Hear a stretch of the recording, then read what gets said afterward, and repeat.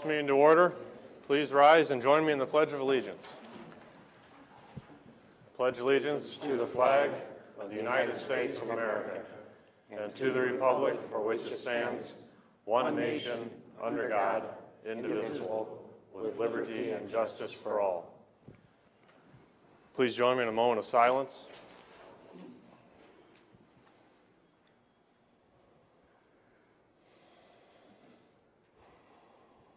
Thank you very much. Please be seated. Remember to silence your cell phones if you brought them with you. First, just by a show of hands, who here thinks we should move up to the other smaller boardroom upstairs? Seats about 20. That's a little nicer. No? Okay. The first item on our agenda is citizen concerns. I do want to mention we have a 4:35 p.m. set time for a public hearing and sale of property. So I would suggest and ask citizen concerns of items not on the agenda. If lengthy, wait until the end of the agenda. But that said, we do have a moment for citizen concerns if there are any items that are not on the agenda. Hearing none, I'll move on to item 2. I will move to amend the agenda dated September 26th due to a supervisor interested in providing a particular committee report. The motion would be to approve the agenda and move reports on committee meetings, item 20, to follow item 9. Second. Second by Taylor. I've discussed this with the county auditor, clerk to the board, and found it fits proper procedure. Is there discussion? All those in favor say aye. Aye. Opposed say nay. Passes 5-0. Items 3 through 8 constitute a consent agenda of routine action items to be considered by one motion. Items pass unanimously unless a separate vote is requested by a board member.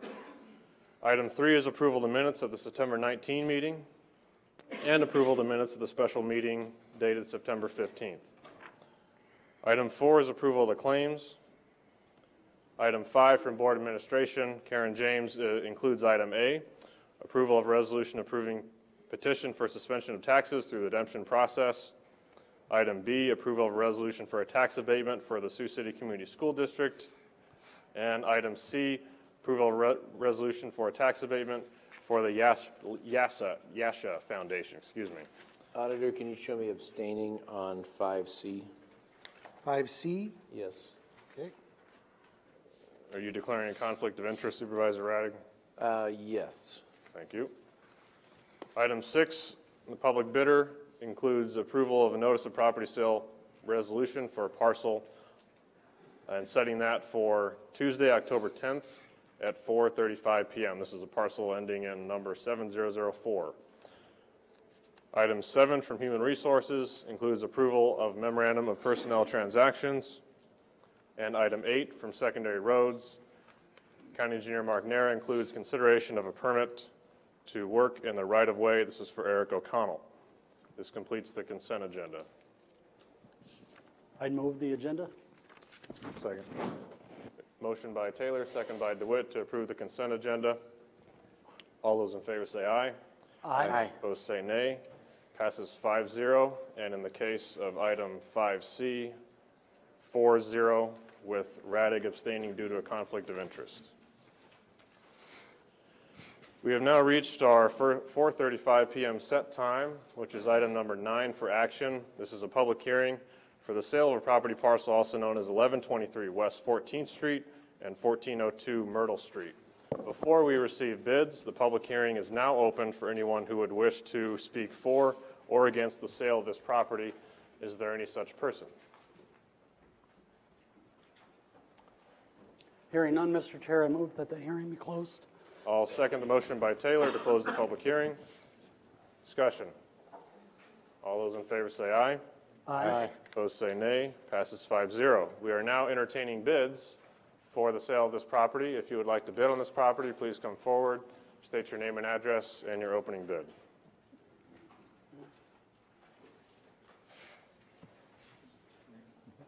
Hi, my name is Ricardo Osorio, 1117 West 14th Street, Sioux City, Iowa, 51103, and I would like to offer a bid of $50 property.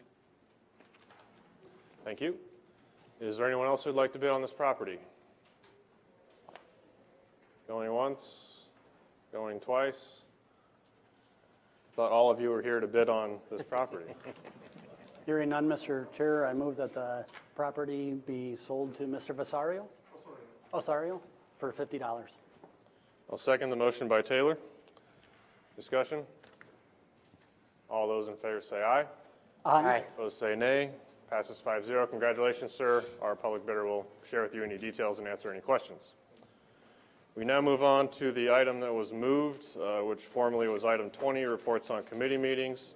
Supervisor Taylor would like to address the board and provide a committee report on Sioux River's meeting today. He attended in coordination with Supervisor Radig from Woodbury County. This is an agenda item and a committee report. Go ahead. Thank you very much, Mr. Chair. Just wanted to apprise the board of some actions that took place at the Regional Governance Board. As you know, the Governance Board is made up of 2 Woodbury County Supervisors, 2 Plymouth County Supervisors, and 2 Sioux County Supervisors. Collectively, as the 6 supervisors, we are tasked with mental health funds and levying those funds in order to provide services across our region. As you know, and I've shared with you in the past, I've been very concerned that those funds have been going to the Sioux City Community School District in the amount of $450,000. $260,000 has been provided without an RFP to the Sanford Center, which raised eyebrows for myself because typically the Sanford Center has not provided mental health services. Don Cass, the Plymouth County Supervisor, and I met with Dr. Paul Gosman, the Superintendent of the Sioux City Schools, and his team, and we put before the board what we thought was a very reasonable suggestion and proposal today, and that's that this year's fiscal year funding would remain as is. However, next year, that this money that was awarded would be used for mental health purposes. Now imagine that, mental health funding for mental health purposes. And the letter stated that the RFP would have or be calling for licensed clinicians. We actually received that language from the Sioux City Community School District when they put out an RFP for mental health services and awarded it to the Boys and Girls Home. Why? Because they had licensed clinicians. I find it very disconcerting and disappointing that in Plymouth County's schools and in Sioux County's schools, guess who they have providing mental health services? Licensed clinicians. It will not be so for Woodbury County. Woodbury County kids, again, get the short end of the stick. Woodbury County kids will again be underserved. It's a shame. It ought not happen, and we ought to have the political courage to say so. It went down on a 3-3 vote, to which my response is I believe that it's time for Woodbury County to withdraw from the region. Too often, Woodbury County has received the short end of the stick, and its citizens are hurt by being part of this region. I plan to seek legal counsel and ask that the board do so, and that will be something that will come before this board. It's not right what's happening, and I think that we ought to put a stop to it and keep kids at the heart of the discussion. Thank you very much, Mr. Chair. Thank you, Supervisor Taylor. Further committee reports I would ask to be shared under board concerns at the end of the agenda. Thank you. Item 10 from elections, Steve Hoffmeyer is a canvass for the WIT election. Mr. Auditor, this is or Deputy Auditor as well, a motion to receive, is that correct? Yes, that's correct. Got the certificates here and the abstract of votes for you to sign off on, along with the official canvas. So. I'll move to receive. Second. Second by Radig. Discussion. Anything from you, Mr. Hoffmeyer? Nope, that was all. Thank you. All those in favor say aye. Aye. Opposed say nay. Passes 5-0. Item 11 from Rural Economic Development Director David Gleiser for action is approval of United Way of Siouxland Employee Contribution Campaign. Good evening, Supervisors. David Gleiser, Rural Economic Development Director. This item before you tonight is a routine request in asking for a budget to help promote and raise funds through Woodbury County's employee contribution campaign for the United Way of Siouxland. I'm requesting a $1,000 budget out of gaming revenues to help raise a goal of $25,000. Last year, Woodbury County employees, out of our 408 employees, 147 contributed, and we raised $22,972 in total. My goal is to hopefully increase contributions by 10%.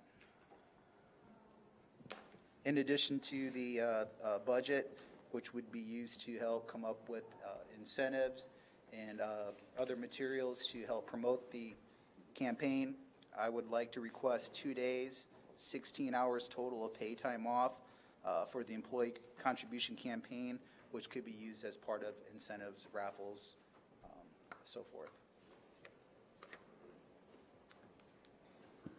You can't be a part of that raffle, correct? I would move it. No comment, right, David? I'll second the motion by Taylor. Any discussion? I think it's a good thing, and thank you for spearheading the efforts, and then also for the efforts in Home Base, Iowa today.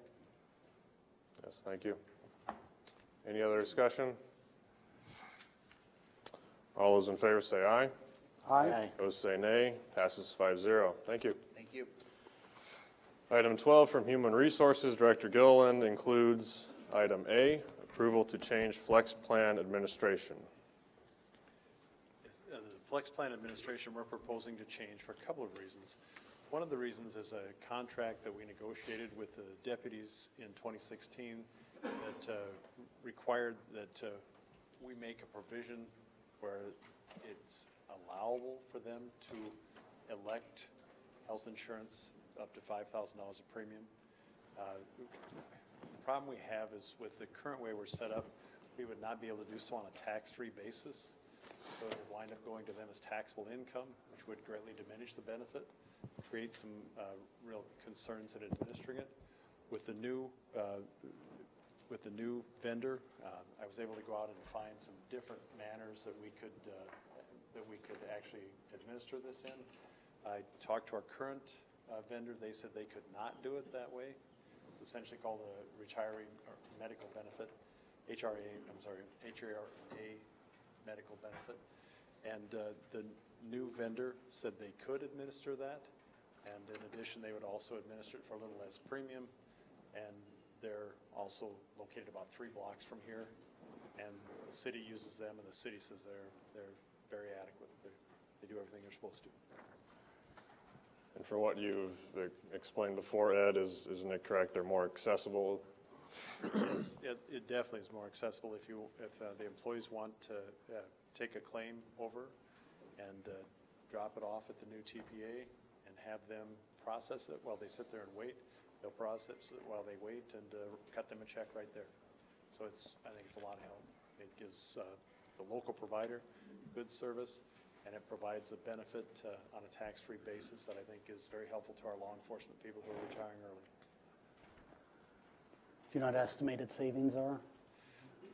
They're very small. We're talking like $500 a year, that kind of neighborhood. Not going to impact our budget very much. Savings is savings. Yes, it's better than going the other way. Well, I'd move to approve moving to IBC for our flex administration. Second. Second by everyone, but I'll say Potabom in this instance. Discussion. All those in favor say aye. Aye. Those say nay. Passes 5-0. And item B is approval of Woodbury County bloodborne pathogens policy. And the bloodborne pathogens policy was in our handbook, I believe, from 1992. We just wanted to update it to bring it current, to make the language such that we can update the actual procedures themselves on a year-by-year basis. We strictly follow OSHA guidelines and make sure that anybody that has, as part of their job, exposure to bodily fluids would undergo the bloodborne pathogens training. And we also make sure that if somehow someone would come in contact with them on an accidental basis, that this is known so that they would follow those procedures as well, such as universal precautions. And this was screened through the county's policy review committee. What we've been doing is looking at old policies that may need to be updated or transferred into new language, consistent format. And part of this was realizing that what we had before was actually a set of rules. Our county attorney advised that in order to protect ourselves and make this a requirement of employment, it should be a policy and be in our policy handbook. So that's one of the benefits of things we discovered as we looked through what we call the old book of policies, right, Pat? Yes. Has there been a motion? No. Second? Second. I made the motion then, and Raddick seconded it. Always seconding motions. Yeah. Discussion? All those in favor say aye. Aye. Opposed say nay. Passes 5-0. Thank you, Ed. Thank you. Item 13 from Conservation. Director Rick Schneider is coming up to present on this item. This is for information only. No action will be taken by the Board of Supervisors. This is a presentation on anticipated impacts of House Resolution 3688 as it affects Snyder Bend Park and Woodbury County. I want to preface this quickly, hoping to keep an orderly discussion. Certainly anyone who would like to be heard on this item will be heard. The board will hear you. If you would like to have some people represent you, that's ideal. If we could keep that so that everyone that has not had a chance to speak at the end of this discussion would have a chance to speak. What I don't want is same person coming up against the same other person and we have some sort of debate right here going back and forth, which is something to avoid in these type of settings. So this agenda item deals with the impacts of this as it impacts Woodbury County land and conservation specifically. So that will be the primary focus of this discussion that Director Schneider is going to present. And then, in my mind, secondarily, the board should entertain discussion on both sides, because I know there's discussion on both sides as far as the status, the treaty, judgment, court case, rights, or standing. So we will begin and we'll focus first and hopefully cover the discussion on the impacts to the county and then move on to whether the county is asked to support or oppose or take no action on this bill. Thank you. Okay, thank you, Mr. Excuse Chairman. me, can the microphone be turned on so we can hear it back here in the back? Certainly. Would you mind speaking closer to the microphone? I believe I it is on. will try to do that. Is it on, Pat? I think. Okay. We can't hear it back here.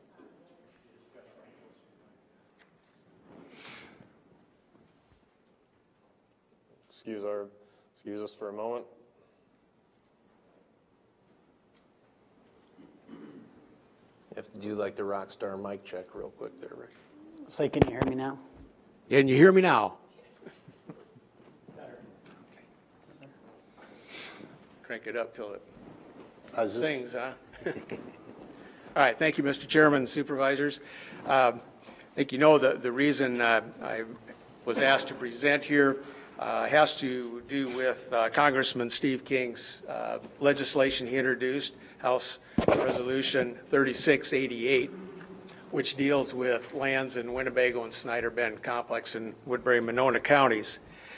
I want to explain that I had the acres wrong. I wasn't sure at the time I put this together. It's my understanding it's closer to a little over 1,600 acres that would be involved with this transaction in the bill. Some of the information that came out from Congressman King's office after the introduction of legislation suggested that this board and other agencies were in favor of the bill, and we found out that apparently wasn't the case. So you've asked for a little bit more information, and we have concerns through the Conservation Board as to how this can affect our Snyder Bend County Park and public hunting as a whole in the county.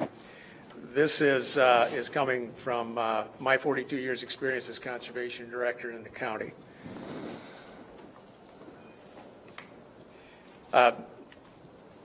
As Chairman mentioned, there's been court cases going back a long time. And a lot of these lands have been in contention of ownership for many years. A lot of lawsuits filed, settled. And I think that's where it brought the tribe to the current position today. Their only option was to seek congressional action to have these lands returned to and turned over from one federal agency, the Corps of Engineers, who now holds ownership, to the Bureau of Indian Affairs and returned to the tribe. Thus, the reason for the bill that was introduced by Congressman King.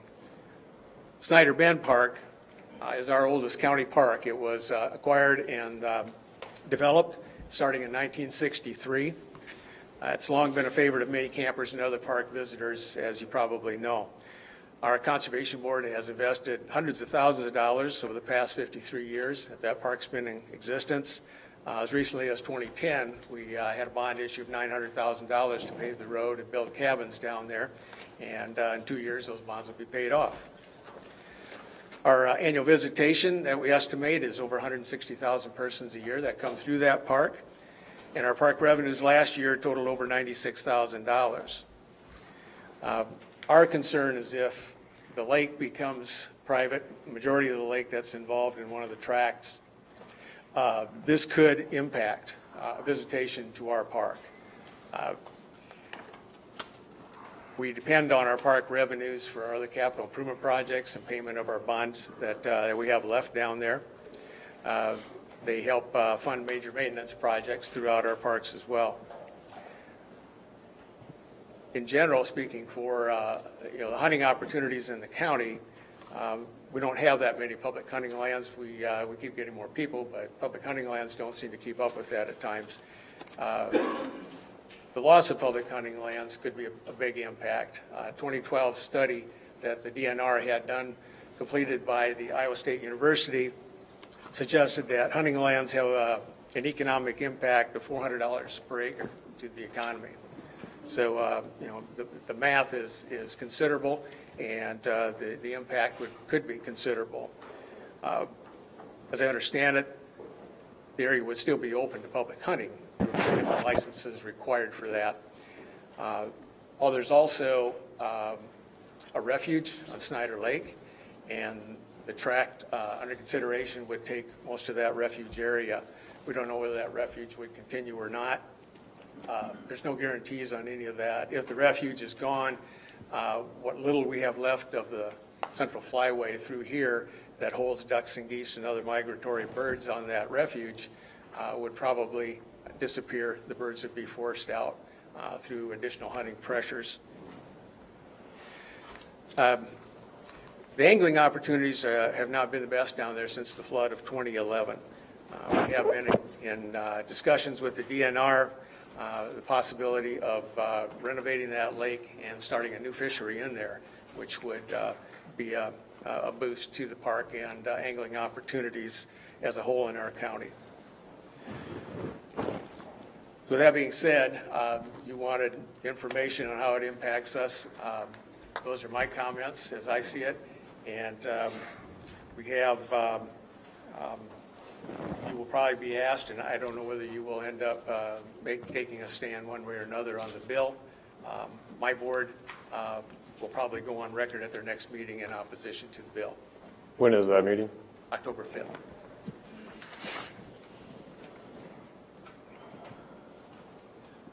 Do you have any questions for me? Any questions from the board initially? Are there portions that you would be fine with going over to the tribe if they were to amend the bill? And could you make those recommendations as well?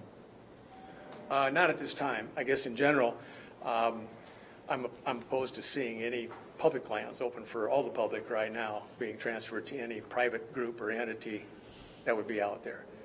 If it does occur, I'd look forward to trying to work with that group and see how we can work together. Mr. Taylor? What would you anticipate being the process of doing so, assuming that federal legislation continues on the track it's going right now? Primarily, I would expect that if the tribe ends up with it, they've told me they're in conversations with the DNR about management out there. So perhaps, you know, the refuge would stay on, or other ideas out there. I don't know. I can just about guarantee you the DNR isn't going to manage somebody else's land, because they have problems managing their own lands with the limited staff that they have. They might provide technical assistance and some suggestions and requests to do certain things out there.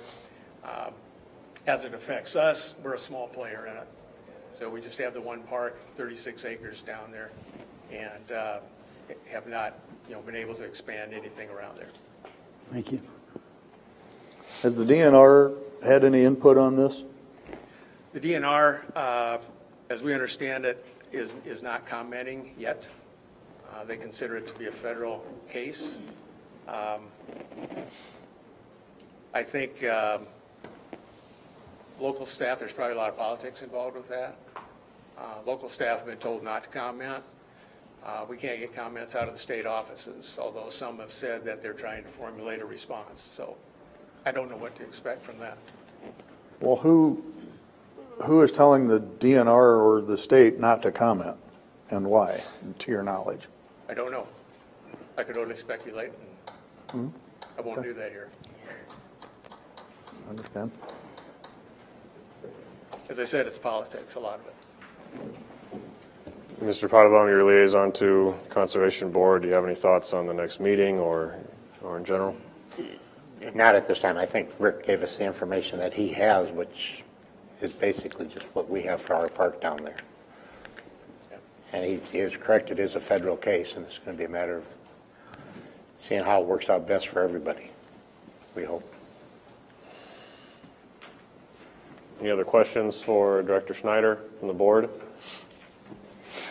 Now then, is there any response to any of the information presented so far as it regards the impact to Woodbury County Park specifically?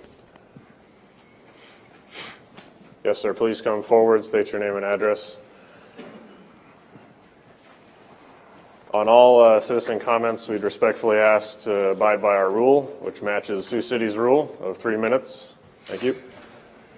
My name is Ray Wright. I was a resident of the Sioux City metropolitan area for 40 years and have just recently moved to the county line on the Monona County side. My question I would like to direct to Mr. Schneider. He mentioned that the impact, proposed impact is 1,600 acres. Now my question is that 1,600 acres what would affect the DNR, or is that the total number of acres that HR 3688 could impact? Mr. Schneider, do you understand the question? Yeah, I agree. Thank you. Yeah, the 1,600 acres is what's involved in the bill. So that's the total number of acres, as I understand it, that would be transferred over to the Bureau of Indian Affairs. Okay. How many acres would possibly impact the DNR, Woodbury, or the Woodbury County Conservation Committee directly? Those aren't our acres. They're Corps of Engineers acres that are managed by the DNR. It's the loss of any public hunting lands that people come through our park to access. Oh, okay. So it's not county property. Okay, thank you. Sir.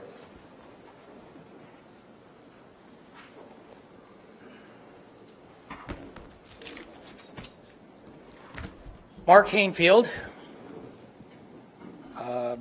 Sloan, Iowa. I was employed by Woodbury County as a park officer at Snyder Bend Park for 41 years. 35 of those years, my family resided in the park as well. Since Snyder Bend Park is a major access to this land in question in HR 3688, I've had a better perspective of the recreational use of this area than probably most. You are probably hearing, more than likely, and aware of the many hunters that use this area, pursuing deer and waterfowl and more, and of course the fishermen at Snyder Bend Lake. But this area is also heavily used by mushroom hunters, boaters, kayakers, birders, nature lovers, campers, and those just out for exercise on a quiet walk or a bike ride. We should all have great concerns of the ramifications of a change in ownership as this bill implies. The citizens of Woodbury County, the vast majority of those that are using this area, would no longer have an effective voice on the management or use of the area. This is a very large area that is impossible to duplicate elsewhere in the county. Law enforcement and safety could be spotty at best. Permits could be issued to allow off-road vehicles to run rampant, conflicting with most of the recreational opportunities I just mentioned. Promises mean nothing, as changes to land use policy and associated laws, fees, and management strategies could change at any time. And this could be to the detriment of Woodbury County citizens. Some say that this is strictly a federal matter. I don't agree. This board could send a strong message opposing H.R. 3688 as detrimental to Woodbury County residents, again, the people who most use this area. I implore you to represent the will of Woodbury County citizens on this bill. In closing, yes, you might have noticed this is a personal matter for me.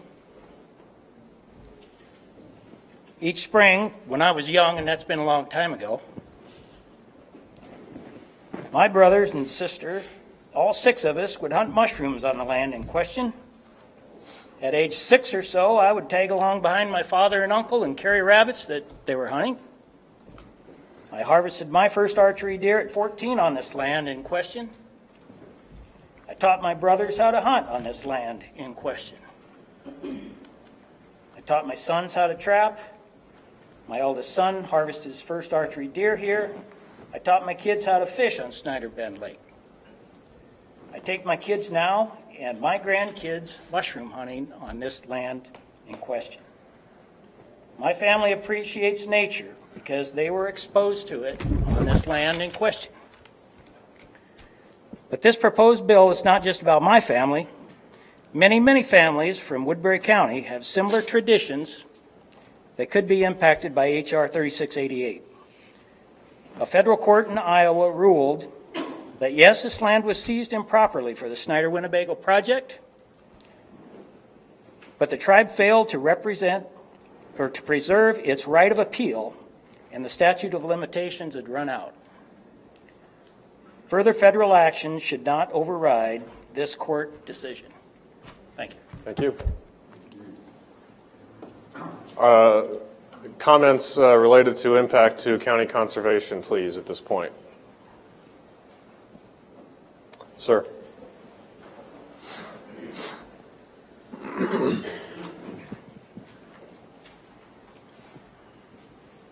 My name is Bill Smith.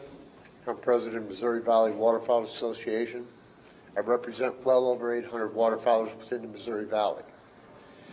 If this transaction of alleged land changes hands, do any of you know, entering that parking lot at Snyder's Bend, if it was tribal, if sportsmen from the basin could park their car there on an Iowa license and hunt any remaining portion of that lake that remains in Iowa ownership without being required to more or less purchase a tribal tag, such as a trespasser fee? Do any of you know that?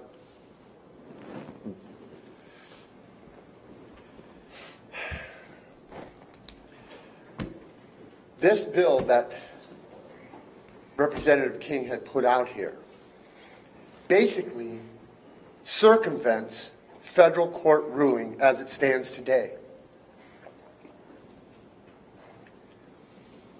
All it does would negate federal rule and put a special clause, a special exception to this case, which, if it's just this case, what about preceding cases based on such judicial law? It's irrelevant. And there is federal rule on the books that prohibit this level of circumventing of federal law. There is no exception. For individuals who deer hunt, think it's going to be so easy if this land is transferred over to another entity and required to buy a license. That license may be $600. If you look in some of the special requirements in which to harvest a buck on tribal lands, which you will not find in a brochure, there are special requirements as far as inches across the chest or brisket area. If you fail to meet those requirements, there is a fee or a fine associated with the failure of meeting those requirements as their classification of what is considered a trophy buck. So by the time you spend your $600 to buy a tag on shoot a deer that you thought was legal, before you even leave the parking lot, that deer will cost you $1,000.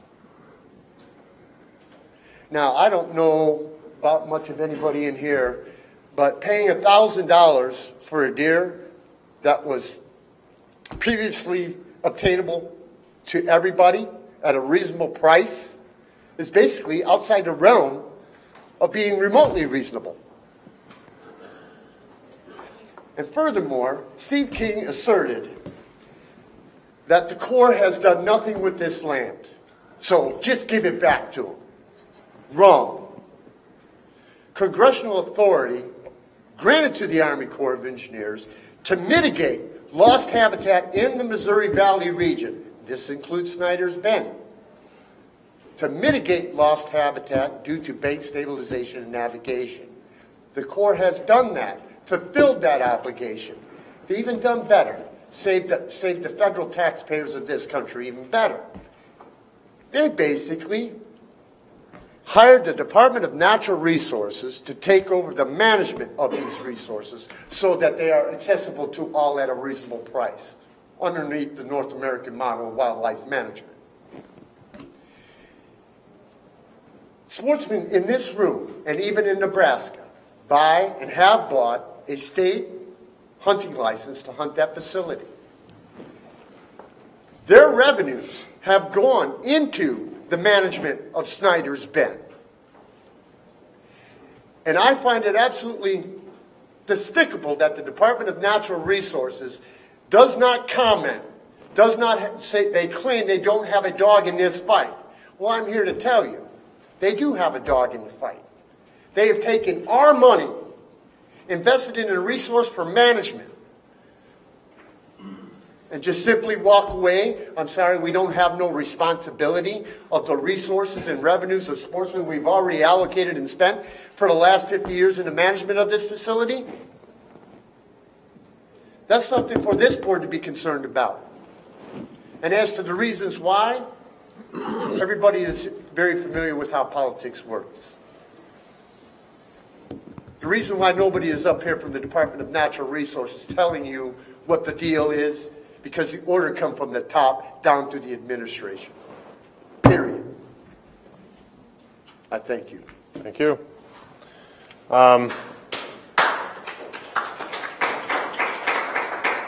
Again, please, 3 minutes on your comments. I think, yes, sir, you can speak next. Hi, guys. I'm Lance Larson. As Mr. Smith said, there have been claims that the area hasn't been properly utilized or improved upon in the last 41 years. 2002, the Corps of Engineers spent $1.3 million to install a series of dikes and a pump down there for wetlands mitigation. Unfortunately, in 2011, the flood took that away. The DNR is currently undergoing wetland recovery projects down there in the Snyder Bend complex and has spent, to this date, $25,000 to remove sediment deposited post-flood down there. A little bit about the hunting licenses. There's been some confusion so far as to what's going to be free and what isn't. So I got on the internet today. The hunting license habitat stamp for the tribe in the state of Iowa is the same.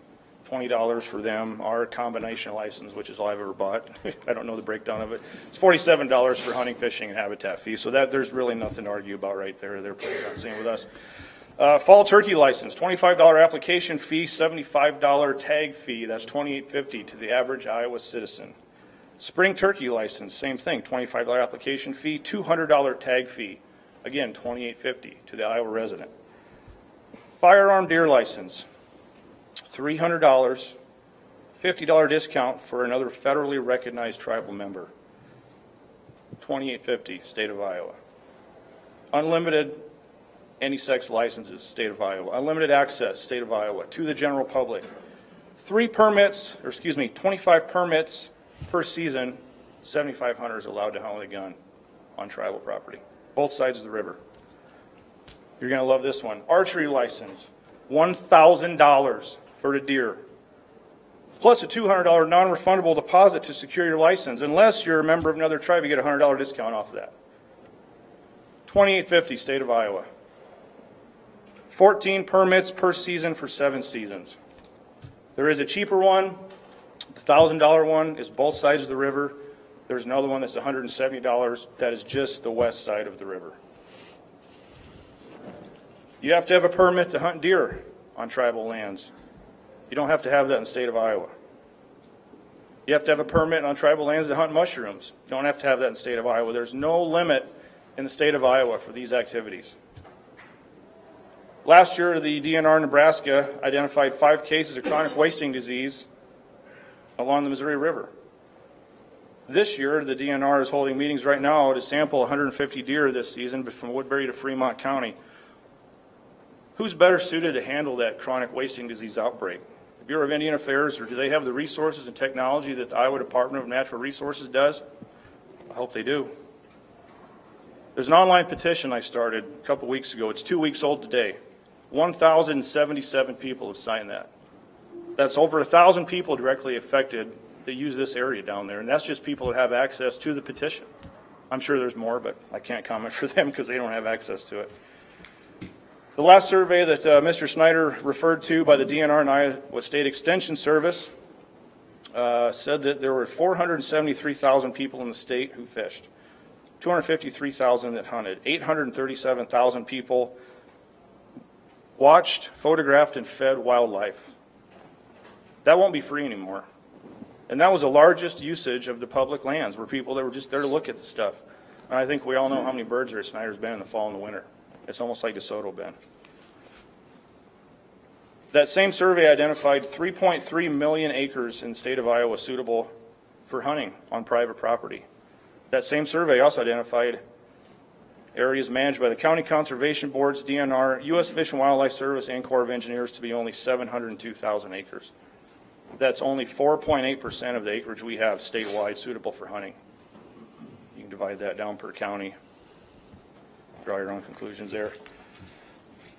At the end of the day, this isn't a good deal for anybody over here, and it's going to cost a lot more money for things that are free now. And like I've said before, when you privatize public areas, you're open to any kind of a financial boundary the new owner wants to initiate on there. So thanks for your help, guys. Appreciate it. Thank you.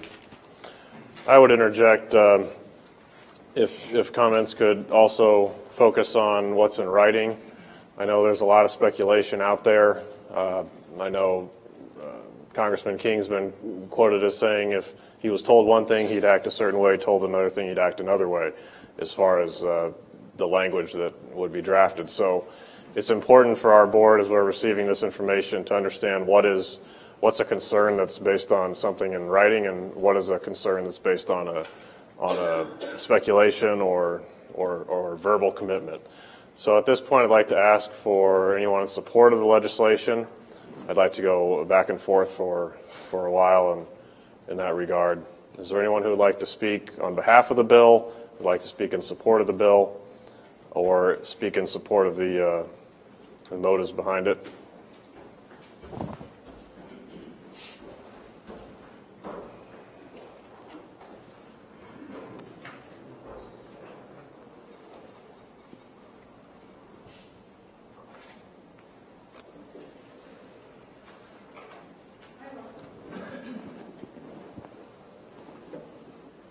Okay. My name is Keely Purcell. I am a resident of Woodbury County. I live here in Sioux City. I've been here for 2 years. I'm also a member of the Winnebago Tribe of Nebraska, and I support this bill. Everybody that's got up has said the same thing. This isn't county land. This was illegally taken from the Winnebago Tribe in the 70s. All Representative King is doing is righting a wrong. The people that are upset about this, to my knowledge, haven't even asked the tribe, hey, what's going on? Instead, they just freaked out and said, oh God, the tribe's going to do this, the tribe's going to do that. Never even asked. Ask. That's easy. I'm asking you. Come to a tribal council meeting and find out. Close enough. They're the first and the third Monday of every month. Come and see. Are those meetings published? Yes, they are. Where at? They're in Winnebago, Nebraska at our tribal chambers. Where are they published is my question. Where are they what? Published so that the public can see them, In to see that the meetings are held.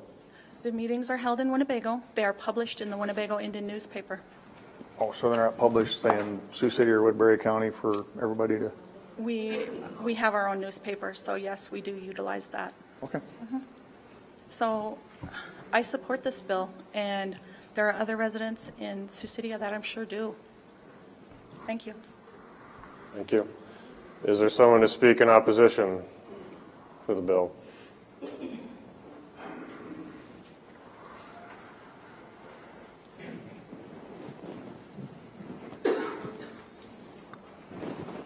My name is Craig Peterson.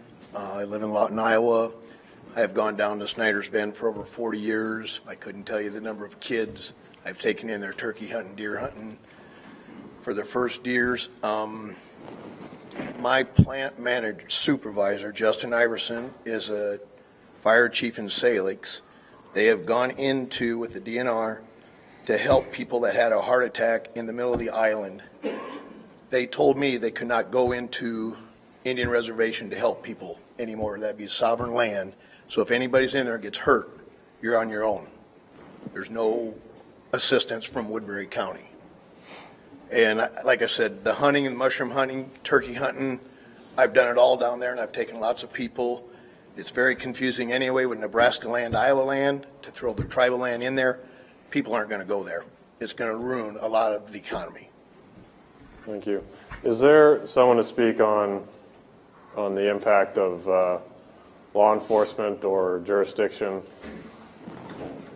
of this land should the bill pass?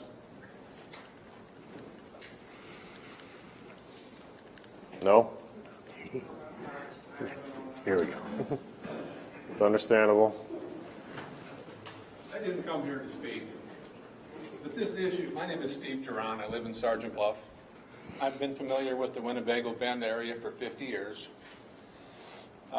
This issue is a whole lot more complex. We're not getting into history here. You know, the state of Iowa was a party to the condemnation down there. The state of Iowa owned those two lakes. The part of Snyder's Bend that's in the state of Iowa and Winnebago Bend Lake, they were the state of Iowa's lakes. We allowed ourselves to be, the state allowed ourselves to be condemned to take part in the complex, the planned complex. There was a huge complex that was planned down there that nobody has really spoke about today. Back in the late 60s and early 70s, you and I were going to be able to get off at the Salix interchange, go out west to the river where the power plant sits now, drive parallel to the Missouri River down to the county line and get back on the Sloan interchange. It was going to be a recreation complex that never developed. But anyway, the state of Iowa, which I worked for 41 years, we had control of that area. We posted that area in the 60s as state property. And this issue, would take hours and hours to explain the state line and how it got there, and the state line where it was years ago. So I think that if you act on this with just this limited information you're getting, I mean, somebody needs to sit down and talk to you for a couple hours about what really took place down there over the last 50 to 60 years. And what took place between 1877 and 1913. Nobody's talking about that, how the Missouri River moved, you know. We know the Missouri River was the east side of the Winnebago Reservation when it became a reservation. But where did the Missouri River move to in subsequent years? You know, I think before you act, I think several of us in this room, and I know Rick knows a lot about it, this Ed knows about it. We know a few things about this. You know, it's just that, and if Steve King thinks he could learn about this in some coffee shop somewhere, and I spent 50 years at it. So I voiced some of the things that Bill Smith said. I worked for the DNR, the Iowa Conservation Commission, for 42 years. Apparently, they've become so politically intimidated, they can't even come speak here. I'm talking about the office staff. You know, have we reached that point in society that we can't speak about what's right and what's wrong? Thank you for your time. And I would gladly visit with the board. I'll give you an hour-long presentation.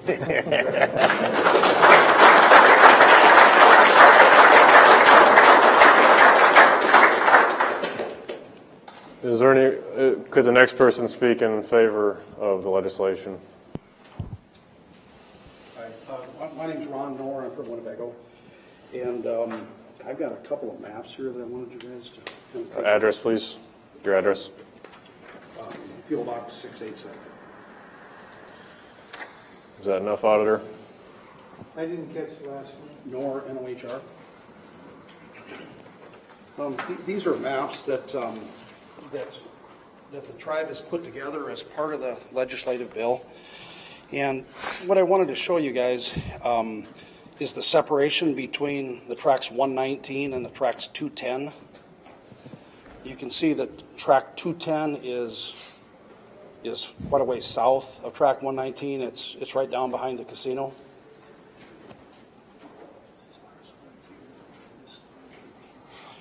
Tract 119 is the Snyder's Bend area, which there's 450 some acres, I think, up in the Snyder's portion of it, which the majority of that is the lake, the old Oxbow Lake that's up there.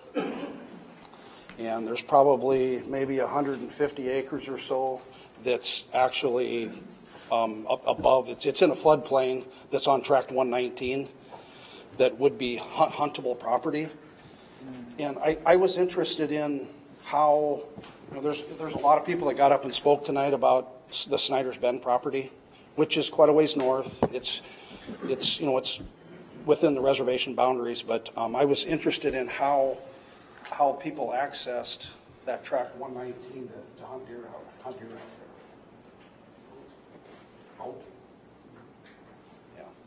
That's the only way you can get out there legally without trespassing on, I think it's Small's property that comes in from the bottom. And I think there's maybe a little bit of exaggeration on what the actual use of tract 119 is. You have to take a boat to get out there, and there's not very much property out there. And tract 210, you can see it's right back behind the casino. You know, we don't see a lot of hunters back there. I'm sure, you know, there are some, but you got to walk quite a ways to get in there.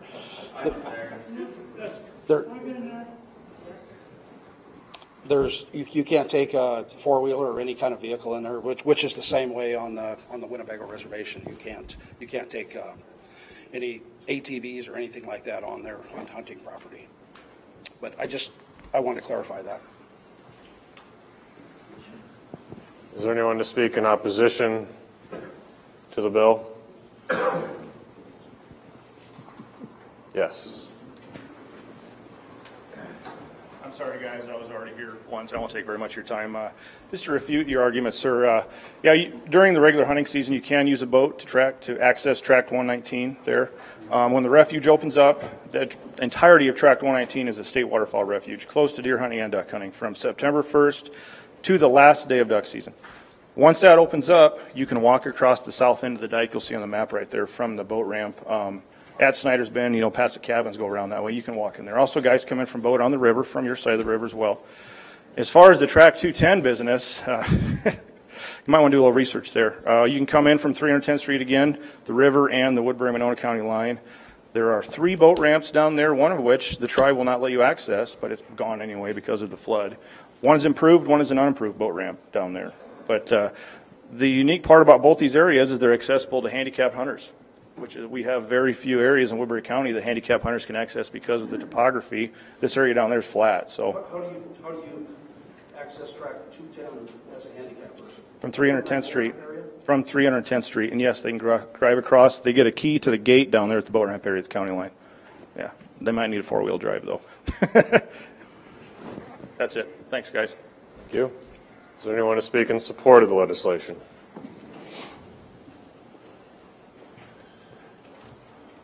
Hi, Terry O'Brien, 3444 Jackson Street, Sioux City, Iowa. I wasn't going to say anything until this gentleman talked about the fact that you can't just figure this out in a few minutes. I don't know how many of you know this, but my dad is the one that started this case in the 1960s and got the land back for the Native Americans. He took it all the way to the Supreme Court of the United States. He's also the one that later on said they didn't preserve their case. So I have that file. It's mine. I've got deeds and plats. I got out of the federal building. I've started to educate myself on it. It's going to take 6 months of reading to figure out what they're talking about. It's not an easy fix. It's clear from the plats and the deeds that it was Indian land. I don't know how many people here that own private property, even if you lost it 50 years ago, wouldn't still be wanting it back. I intend to turn over the files to the Native Americans after I've figured them out. And I would hope that we don't get caught up in this. I do think it's a federal case. And yes, there's a lot of people that use Snyder's Bend. I've used it myself. But right is right and wrong is wrong. And I just hope that the Board of Supervisors stays neutral, because there's people on both sides. I know that they said they got 1,000 some hundred signatures, but I think that will go both ways. So it's a huge file. If you guys want to look at it, that's fine. I'm not halfway through it. So he started in 1960 and took the Supreme Court, and he didn't actually try the case because he became a federal judge prior to the Supreme Court hearing it. So it's a big case, and it's not going to be resolved today. Thank you. Thank you.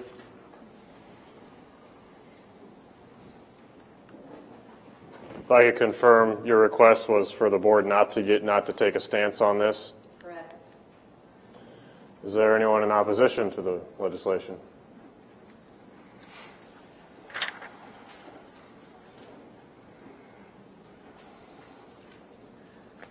Are there any thoughts from the board then? Well, I'll bring something up because it was one of the things that, I had discussed with Congressman King way back in maybe February or March, and I don't know if you remember, I brought it to the board at concerns here, and Rick, I don't think that you were here that day, but, I brought up, land along the river, south of Snyder's Bend that was looking to be returned to the tribe. Had anybody had any comments or concerns? And I brought it up the following week too, and hearing none for 2 weeks, and I said, well, nobody said anything to me, and that was my relay to the congressman. But seeing obviously plenty of concern here today, rather than going through legal battles, with a lot of people concerned about the hunting ground around Snyder's Bend, I might look to, get a hold of Congressman King's staff in Washington, D.C., and discuss maybe the northern parcel staying as hunting ground. But to me, Track 210, where the casino is, to me, that just makes sense that should go back to Winnebago. But if there's some way we can compromise as far as a community, I think that would be ideal. Because, to me, it's wrong to take sides and say everyone wins, everyone loses. But legal cases are legal cases, and I'm always one to challenge a court ruling. But I think legislatively, if action can be done that route, I think it's smoother, I think it's easier, and I think in the end, everyone will be happy and everyone will be mad. So that's my comments. So you would hope that the legislation would come to a vote, basically? Well, maybe not necessarily as written. Right. I mean, you have a chance to voice your concerns to your congressman. If I were you, if you want the best results, do so in the nicest way possible. I mean, if you get all ticked off and in his face, I think it's going to make somebody shut down to you. If you want real change to happen, you call them up, you send them an email, you just politely say, hey, I would appreciate it if you would consider this. Bashing them on Facebook's not going to help you. Communicate. Other board members? Well, I'm one of the few up here old enough to remember when all this was going on in the early 70s. And I'll be perfectly honest with you, I didn't fully understand it then. And I certainly haven't gotten any wiser in my old age. So I think before I do anything, I'm going to have to see more facts about it. Because I remember, like I said, in the early 70s when it was all going through the court cases. And truthfully, I thought that was the last we'd hear of it. Is there anyone to speak? Sir, you may come up. Please, microphone, it's recorded.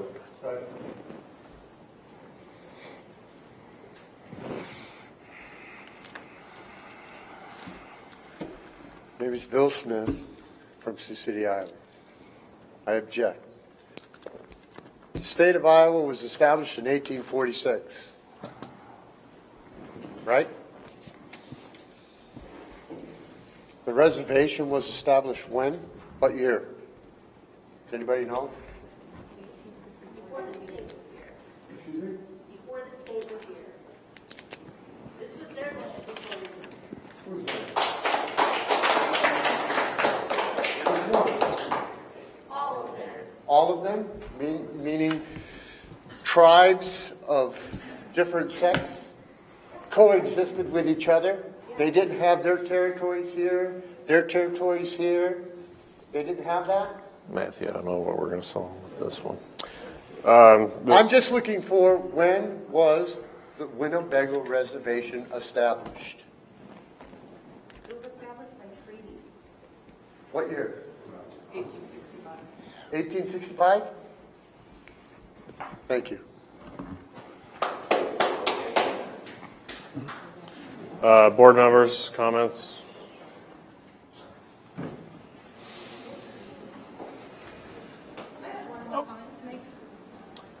Sure. Thank you. Again, I'm Keely Purcell. I'm a resident of Sioux City, Iowa. Earlier, a gentleman made a comment about EMS services in the county and that EMS services, when the land is returned to the tribe, wouldn't be accessible and people could just die on our land. I was an EMT for 10 years in Winnebago. We have mutual aid agreements all over the place. We help Homer, we help Walt Hill, we help whoever needs our help, and they help us. I don't see why that would be an issue in Iowa. When you work in EMS and when you work with fire department people and you work with police officers, you know what? We work together. We already have land in Iowa. I don't know what the arrangement is with our land in Iowa and how Sloan probably takes care of EMS things that happen on our land there. But that was a really inflammatory statement designed to scare and hurt people and freak them out. That's just not true. EMT people, we help each other.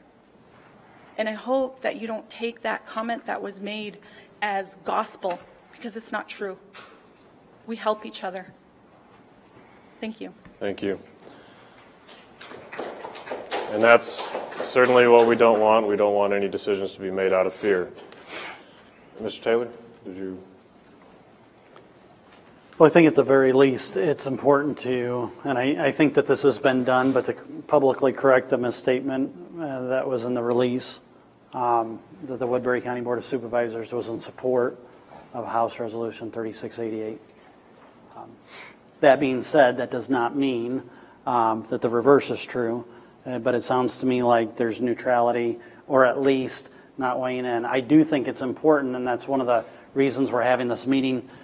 How do we adequately represent the various voices that have been heard here and the stakeholders? And you have people on both sides, one who has said it's going to take you studying from 1877 and 1913 on one end and looking through 6 months or more of the legal case. So I think it makes sense to correct the record and to have that publicly stated. Beyond that, I don't know that we're wise weighing in further than that. Well, that has been publicly stated. Certainly was part of the initial confusion and the impetus behind many of the calls that I received from people that were concerned about primarily hunting, was that release. I would add, Monona County passing a resolution that basically says they have no opposition. To say that's a supportive resolution, that was no major feat when a very, very small area is affected. Woodbury County has the bulk of the interested parties, of course, and so I agree that I question the wisdom of getting caught up in this. I would also just plug that I wish we had this much participation in matters that the county board controls and has standing in and makes decisions on every week. I mean, it's great to see you all, don't get me wrong, but lately we've been having pushes for the county board to take stances on state or federal issues, and at times it makes sense, at other times that would require us to basically do what committees are already doing and have, study old files and go down and look at old maps. I'm averse to that. I'm not saying we're not going to take action, but I'm saying that would be my inclination at this point. In addition, the County Conservation Board has already stated they will take action, whether or not you agree with that or not. That is a section of the county, and again, I would question what the county board could add to this discussion.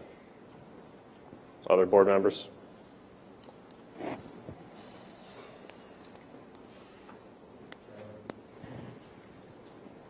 Sir, please.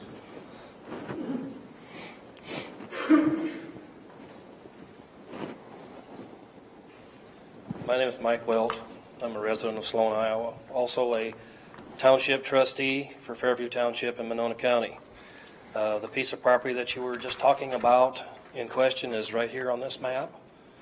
The other land in this map is land that's been purchased outside of the reservation by the tribe. And there's also land in Woodbury County, which I don't have that. This was presented by the assessor from Monona County. Part of this deal, I don't know if it's been mentioned in the bill. I don't think a lot of people even know it. But this land here, we got a letter from the Bureau of Indian Affairs as a trustee describing this land, that they want to get this land put into the tribal land or the reservation and then not be taxed. This amount of land right here will represent about $17,000 to $18,000 to the Monona County treasurer that we would lose. We'll never see any more of it again. That goes to our school, community college. It goes to our county, our roads. And then also the fact of the fact that the law, Iowa law, or our police department or whatever, would have no jurisdiction on this land. So drugs could be entertained in there without anybody from our part interfering with it. That's going on right now in South Dakota. And they don't have any jurisdiction. They can't even go in there to stop something. Just like somebody said earlier about a life and death issue. But I just wanted to make sure that the county is aware, because Woodbury County stands to lose a lot of money also on this remaining land, because there was like 1,250 acres that were purchased at that time, and there's a little over 700 acres here, so the balance is in Woodbury County. So you guys also stand to lose a large amount of money from this. So, and I don't know if this is something that, I don't think too many people know about it. But because we got the letter from the Bureau of Indian Affairs, and we went to the county supervisors down there this morning, and they were aware of it because they had received this letter. And they were definitely not in favor of it, of losing any tax revenue, because they're a poor county anyway. So I just wanted to make sure that you're aware of that. Thank you.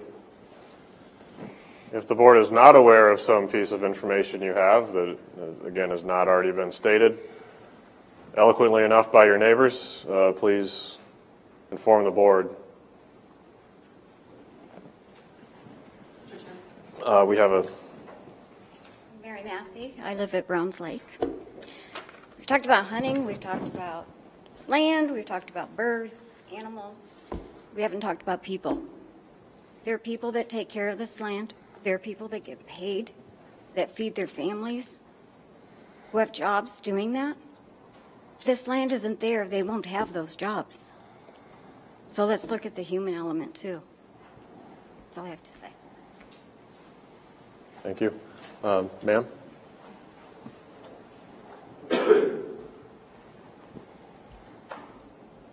My name is Danelle Smith, and I'm the legal counsel for the Winnebago tribe, and I'm from Winnebago, Nebraska.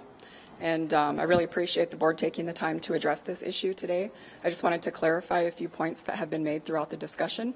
First of all, I guess the point that the gentleman was just making about the land in Monona County coming off the tax rolls, that's a completely separate land that's not included in this bill. The land that's included in the bill is currently federal land, so it is not taxable, so it's not going to have any effect on the county tax rolls. There was also another question and statement made about law enforcement. The tribe, well, first I'll just premise this by saying that law enforcement on Indian reservations is very complicated. There's multi-jurisdictions that are involved with law enforcement within the boundaries of an Indian reservation, but the tribe takes very proactive efforts in working with our neighbors to resolve those issues. Currently in Nebraska, we have a cross-deputization agreement with the Nebraska State Patrol, and both the tribal, the Bureau, and the state law enforcement work together to address any issues in terms of criminal jurisdiction, and the same would take place in Iowa, and already does, in fact. The tribe, as you know, owns Winnebago's Casino, and we've worked with Woodbury County law enforcement on criminal issues related to that, and we would continue to do the same. Lastly, I guess I would like to point out that the tribe doesn't have any interest in affecting anybody's ability to hunt or fish. The tribe actually has some of the best hunting and fishing areas in the state of Nebraska on the Nebraska side of the river.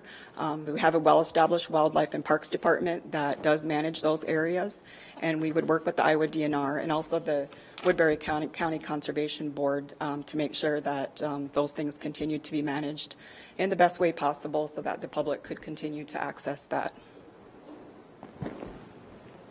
Yes.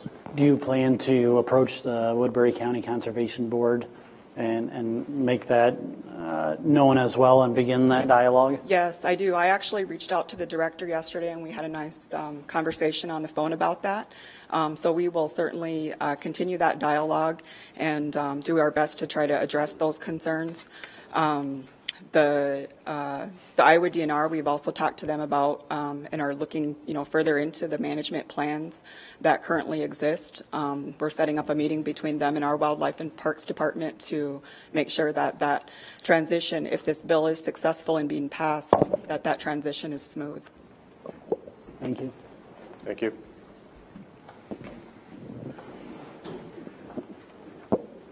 Was there someone else over here that was wanting to speak?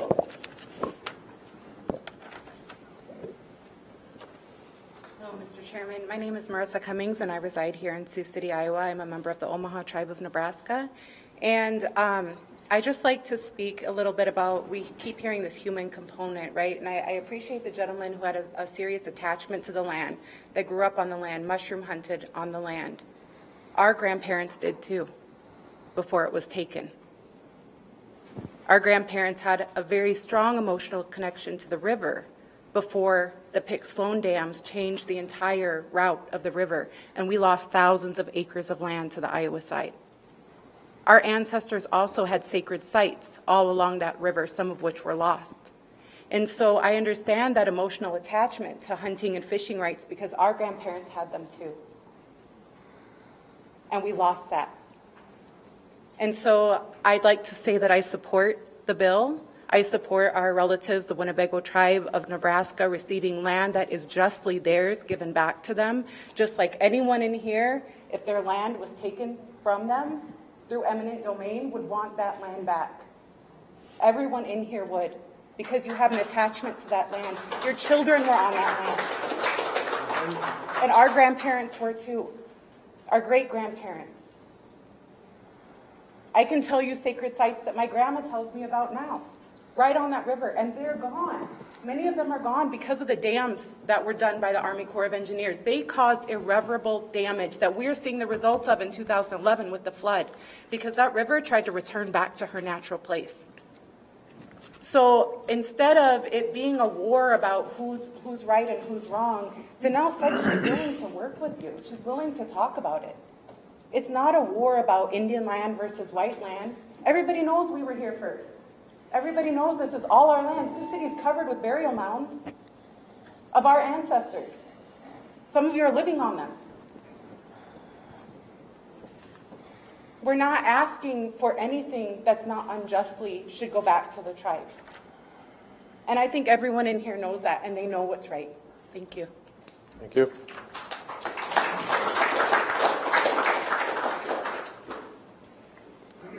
Anyone else like to speak before the board? Please. My name is Michelle Lemire. I'm from Winnebago, Nebraska, 317 BIA Route 3. I sat here and I listened to both sides of the issue. And one thing I did not hear is we talked to the tribe of Winnebago, Nebraska, and wanted to know how this would affect our fishing and our hunting rights. Nobody said that. Nobody asked the tribe what they're going to do. It was assumptions, hateful assumptions.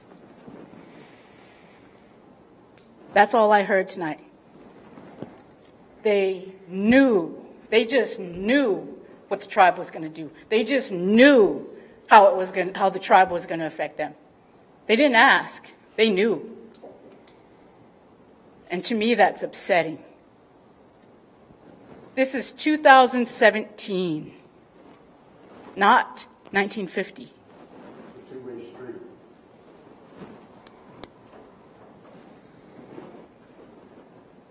You would think that we could have dialogue. You would think that we could speak to each other civilly. You would think that we could give each other a chance to hear each other out, to work together. Instead of coming up here with presumptions, with prejudices, with misinformation, with refusal to hear the other side. All it takes is for people to sit and talk to each other. That's all it takes. And you can roll your eyes all you want to, but that's all it takes. If you would just talk to the people of Winnebago, you might make a friend. You might start a relationship. Why does it always have to be about conflict? Why does it always have to be about hatred? It's not that difficult to be civil. It's not that difficult to be honorable. It takes courage. That's all it takes. It takes heart. And I'm proud of the people that stood up and represented our tribe because they stood up with heart and they spoke with honor. Thank you. Thank you. The board has bylaws restricting us from ascribing motive to comments. I wish I could extend that to the audience, but I can't. I would just ask for that to be the case here. Is there anyone else like to speak before the board?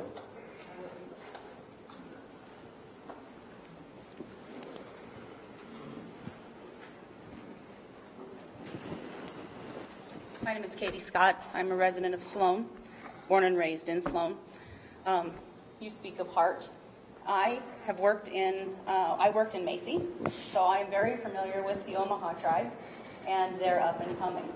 And I have learned greatly about their beliefs and their grounds and how they came about and what they believe in.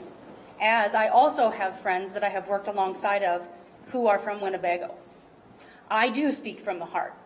I don't care where you come from. I don't care what color you are.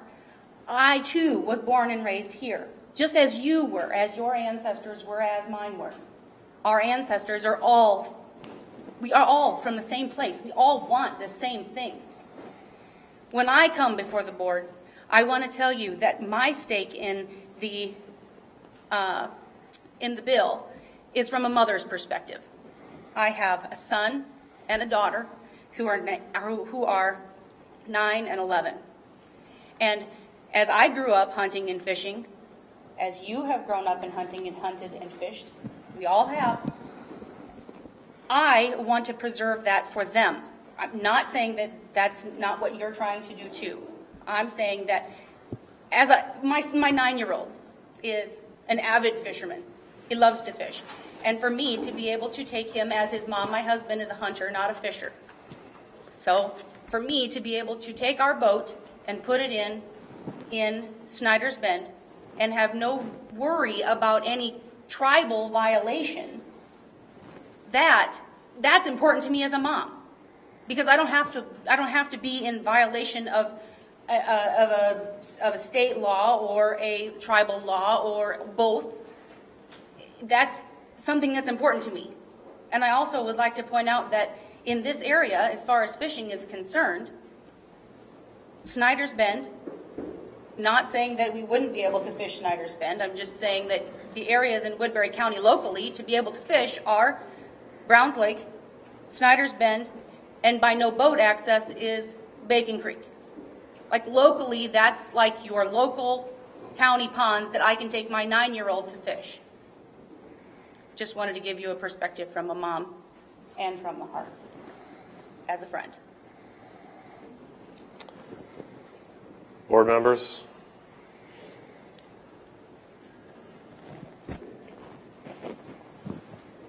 I guess I'm just kind of confused on, I mean, we're hearing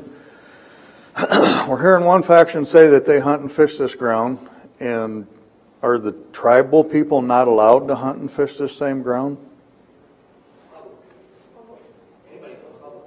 Well, that's what I'm saying. And I'm not seeing, I mean, the tribe wants to take it and increase the fees substantially in some cases, and it's kind of contradictory to me. Why don't they just hunt it and fish it with state fees? And, you know, it seems like that's what they want, is to have the fees to themselves. It's just a curious thing for me. Sorry? Speculation on the fees. Well, but is it really speculation? Because we know what your fees are. No. Sorry. We can't do this back and forth. If there is a representative who would like to address that concern, that has authority to, excuse me, sir, I believe an attorney with the tribe would have authority to address. I just want my chance to speak. You will get it. The primary point of the legislation is to return the land to the tribe because the Corps did not have the right to condemn it in the first place. And that was determined by the 8th Circuit Court of Appeals. that without congressional authority, the Army Corps of Engineers does not have the right to condemn tribal land.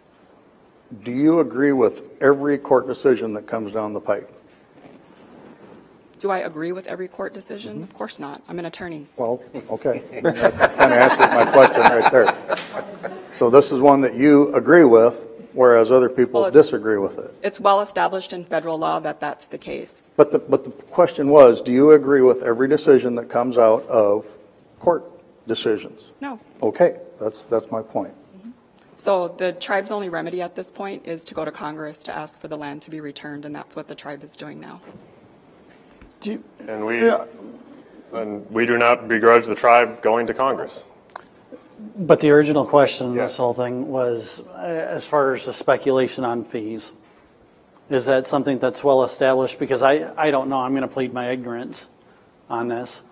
Is that something that some people are saying, well, it's an assumption, and others are saying, well, no, they're well documented, well published. I don't know, and I'm asking, maybe we'll hear another perspective. Yeah, but I guess I haven't memorized the tribe's hunting and fishing fee schedule off the top of my head, but there is a schedule, and it is available. The tribe is also working on having that process to apply for permits available online so that you don't have to come to Winnebago to go to the office to receive your hunting permit.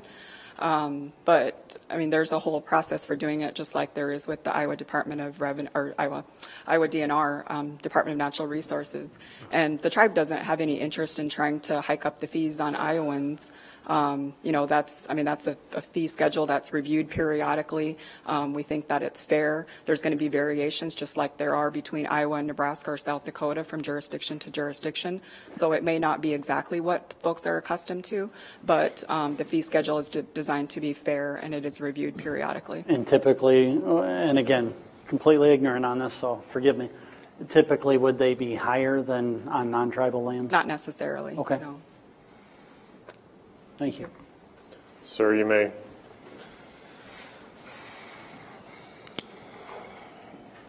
My name is Andrew Limoges. I reside here in Sioux City.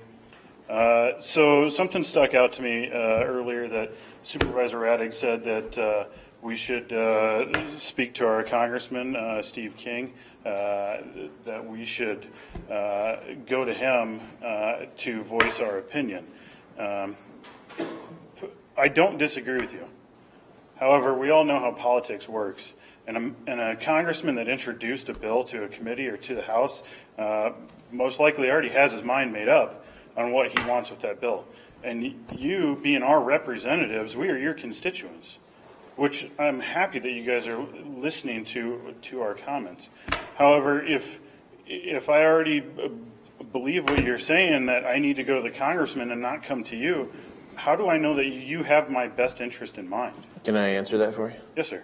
We have no vote on this. I understand, but it's a federal law. I completely understand. And if you really feel, I mean, you should contact your congressman, Congressman King.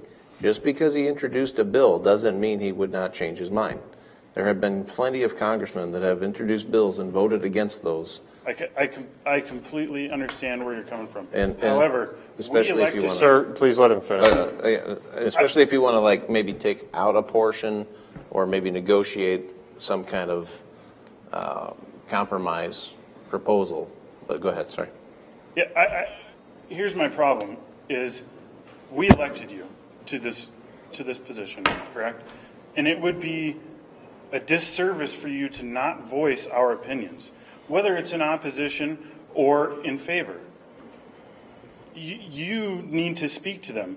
You hold a position that means something. We are just the general public. One person in the general public is not going to make a difference in the eyes of a person that introduced the bill. If you have one person that goes to the congressman and says, I oppose this bill, that is completely different than a supervisor coming and saying, I've heard from both parties. There's thousands of people on both sides opposing or in favor. But you got to give them the chance. You got to voice our opinion to the congressman. I can't believe that you would not make a phone call for us. And I'm not going to say whether I'm opposed or whether I'm in favor. I'm assuming that you guys already can determine by how adamantly I'm coming to you whether I'm in favor or not. But what I've heard here tonight is that there's a lot of people that have emotional attachment to this land, right? There's people on both sides. Well, right now, everybody has access to this land. The only reason that somebody would want land back that they can already utilize is to monetize it. Well, what other reason? It's not for the reason that I have an emotional attachment to the land, because I have an emotional attachment to the land. I grew up hunting and fishing this land. I grew up recreating on this land, just as you guys have. Everybody else in this room has, or has some type of an attachment like that to it. The only thing that I can foresee reason that anybody would want the land is to monetize it. Thank you. Mr. Taylor. I don't disagree with you in the sense that what's difficult for us, and I think you recognize this, is to say, here's the monolithic resolution that we're going to say we're for or against, right? Right. But I think your point is well taken. Here's the rub. This is going to most likely be on the front page of the Sioux City Journal, which the congressman will read. I'm Two sure. staffers were here from the congressman's office, I believe. I know that they're watching this online, and I do believe your voices will be heard. Now, if that takes the chairman calling one of those staffers that was here or is watching online right now, hello, I think that your voices are going to be heard. I think it's a good thing. And I mean this. I commend all sides, and including the chairman, on having this as a forum and a conduit for that. So I just want to make that point, and your point is well taken. But I think that this is one of the means of having your voice heard on either side. Okay. Thank you. And I have called Steve King's Sioux City office to relay the concerns, as you said, sir, for and against. But obviously, to pass a resolution that says we've heard from both sides, people are for and against, there's no reason to go down that road. It's, as Supervisor Taylor said, this is part of the process. And whether or not it's just the County Conservation Board passing a resolution or what have you, you heard from our own director, who I hold in high regard and for his job performance. He said himself he came up with some items and he revised his opinion on a few details as he presented them to us.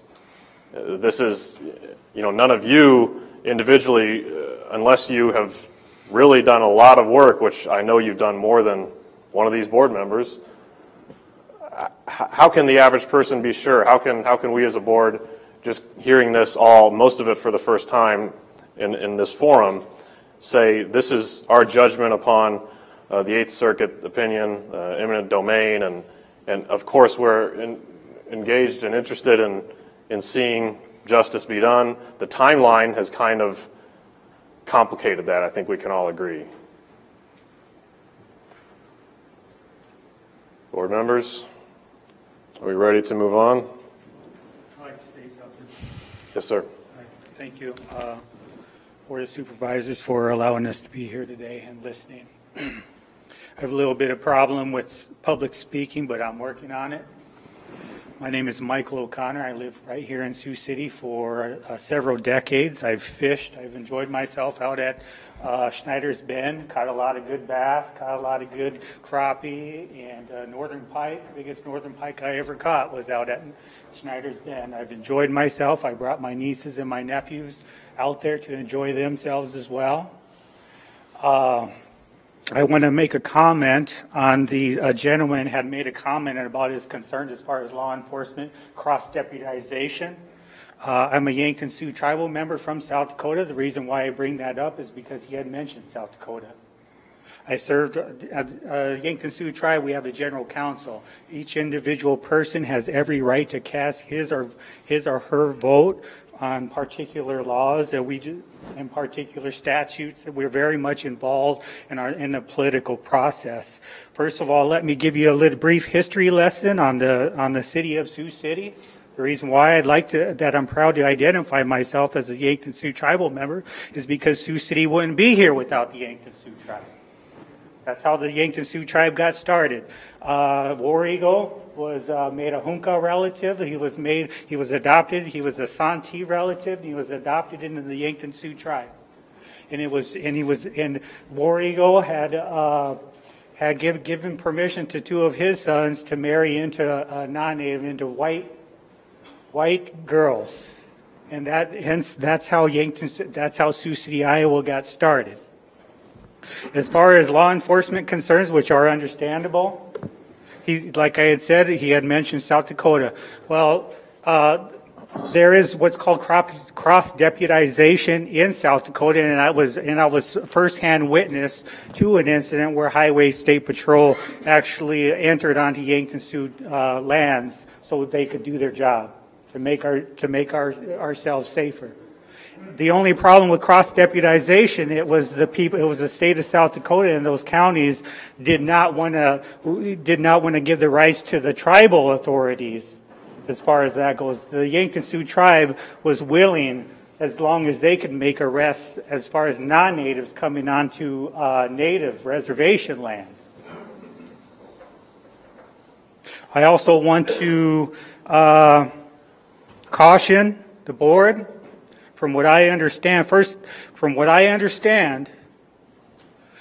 funds were being denied to the Stanford Center just earlier. Talk was that's what I had understood. So I do want to caution this board on what kind of stance that they want to take on a Native American issue, and that's what it is, whether we want to say it or not. It is a Native American issue. What statement do you want to make? Sioux City, Iowa, Woodbury County holds the highest rate of Native American population in the entire state of Iowa. What kind of statement do you want to make if you're going to withhold funding to an organization as beautiful as Stanford Center? Sir, that's enough. We're going to stay on topic. Okay. And that will be the advice I received from Okay, and then what I do want to say to those in attendance, welcome to what us Native Americans have been feeling for hundreds of years now.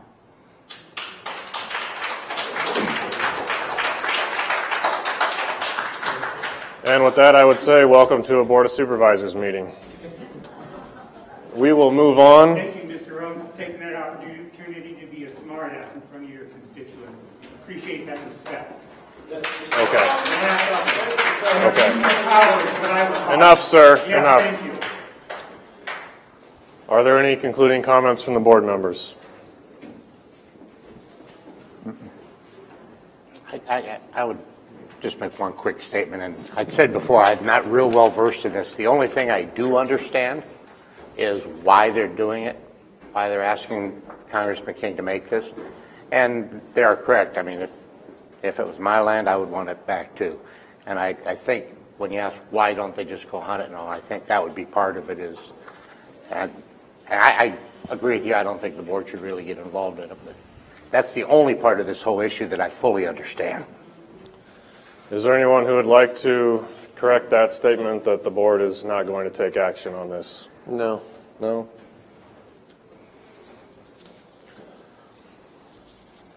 Well, there's a consensus then. I don't foresee the board taking action upon this. Thank you for the discussion. I appreciate you all coming.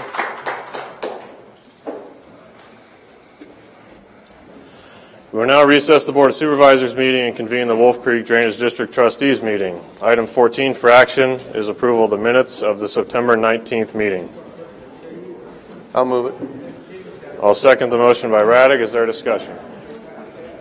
All those in favor say aye. Aye. Opposed say nay. Passes 5-0. We now adjourn the Wolf Creek Drainage District Trustees meeting and continue the Board of Supervisors meeting with item 15 from the Secondary Roads, County Engineer Mark Nera.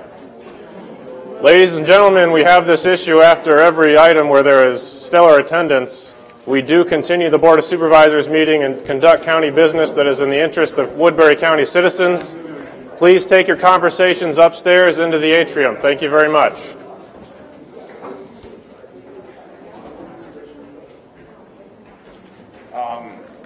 We took bids and awarded the contract for replacement of culvert Q10. The work was successfully bid by Graves Construction Incorporated. The contract's been returned signed. I recommend the board approve the contract for replacement of culvert Q10 for $287,089.09 with Graves Construction. I'll move it. Motion by Raddick, second by Taylor. Discussion. All those in favor say aye. Aye. Opposed say nay. Passes 5-0. Item B for action is to accept and approve the proposal for slurry levelers 2017. A couple of weeks ago, we took bids for slurry leveling.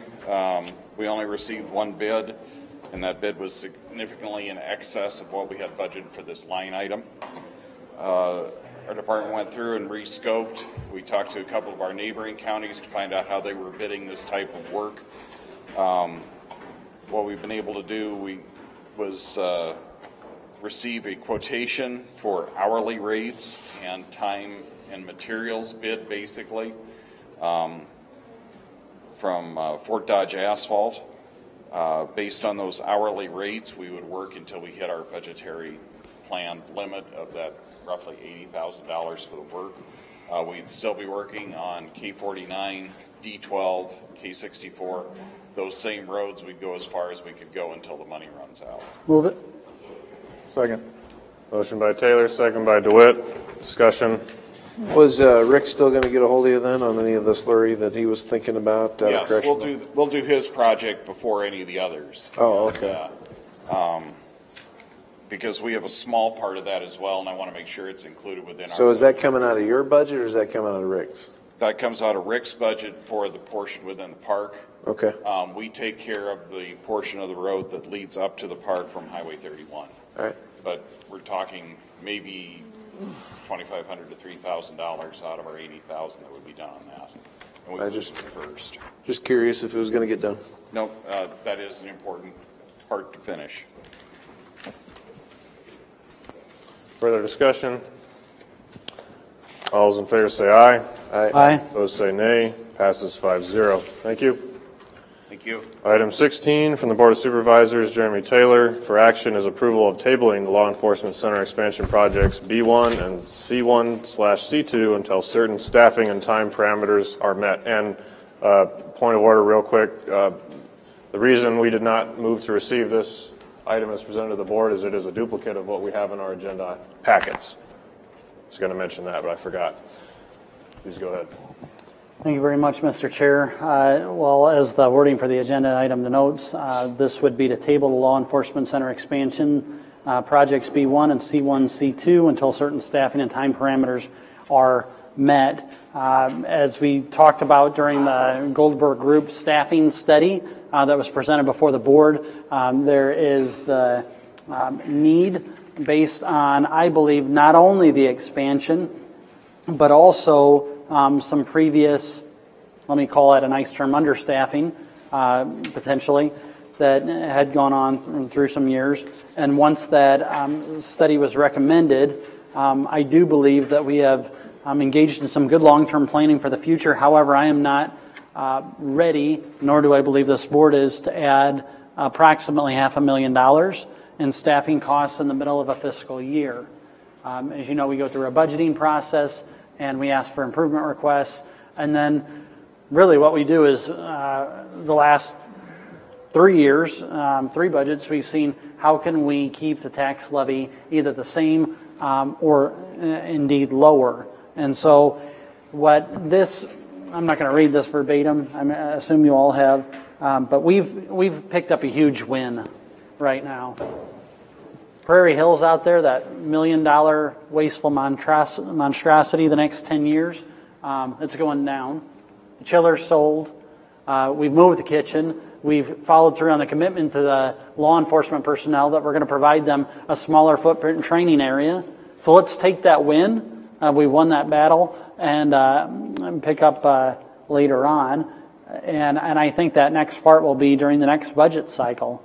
So January to March of 2018, my goal would be that we would be able to potentially add staff, if we can do so, and I know it's a big if, by reorganization, potentially reductions elsewhere, and come up with creative solutions. We've done it time and time again, and I'm just looking forward to the day when we cut the ribbon on that thing out there. So those are kind of the aerial overview here, and just a couple of key points, and then Kenny, Shane, Dave, and anybody else that's still here can correct me if I'm wrong on any of this, but we would be looking potentially then at July to October of 2018 when we could take the project out to bid for a potential completion date of March of 2019. I hope at that time to maybe still be on the board, but we'll see. And I'm a patient man, and if I'm not, I'll still come to the ribbon cutting. So those are my opening comments. Thank you. I would agree with the assessment. The most important effect of all this is that there will be funds that the county has already borrowed for. Is that correct, Dennis? Correct. Over $1 million. Is that correct? That the county will need to basically repurpose. I believe it should be to something regarding the law enforcement center that's in the plans. If we cannot do these different segments, then I've spoken with building services and our consultants about realizing some energy efficiency projects that would already be part of our overall calculus and getting a start on that. Because again, we're changing direction with this action, but that does not mean that we have not already borrowed money, and it needs to be somehow spent towards the intended purpose. So, yes. Can I address the yes. The one thing that we kind of talked. Who are you? Shane Albrecht, 1233 Prairie View Drive, Des Moines, Iowa.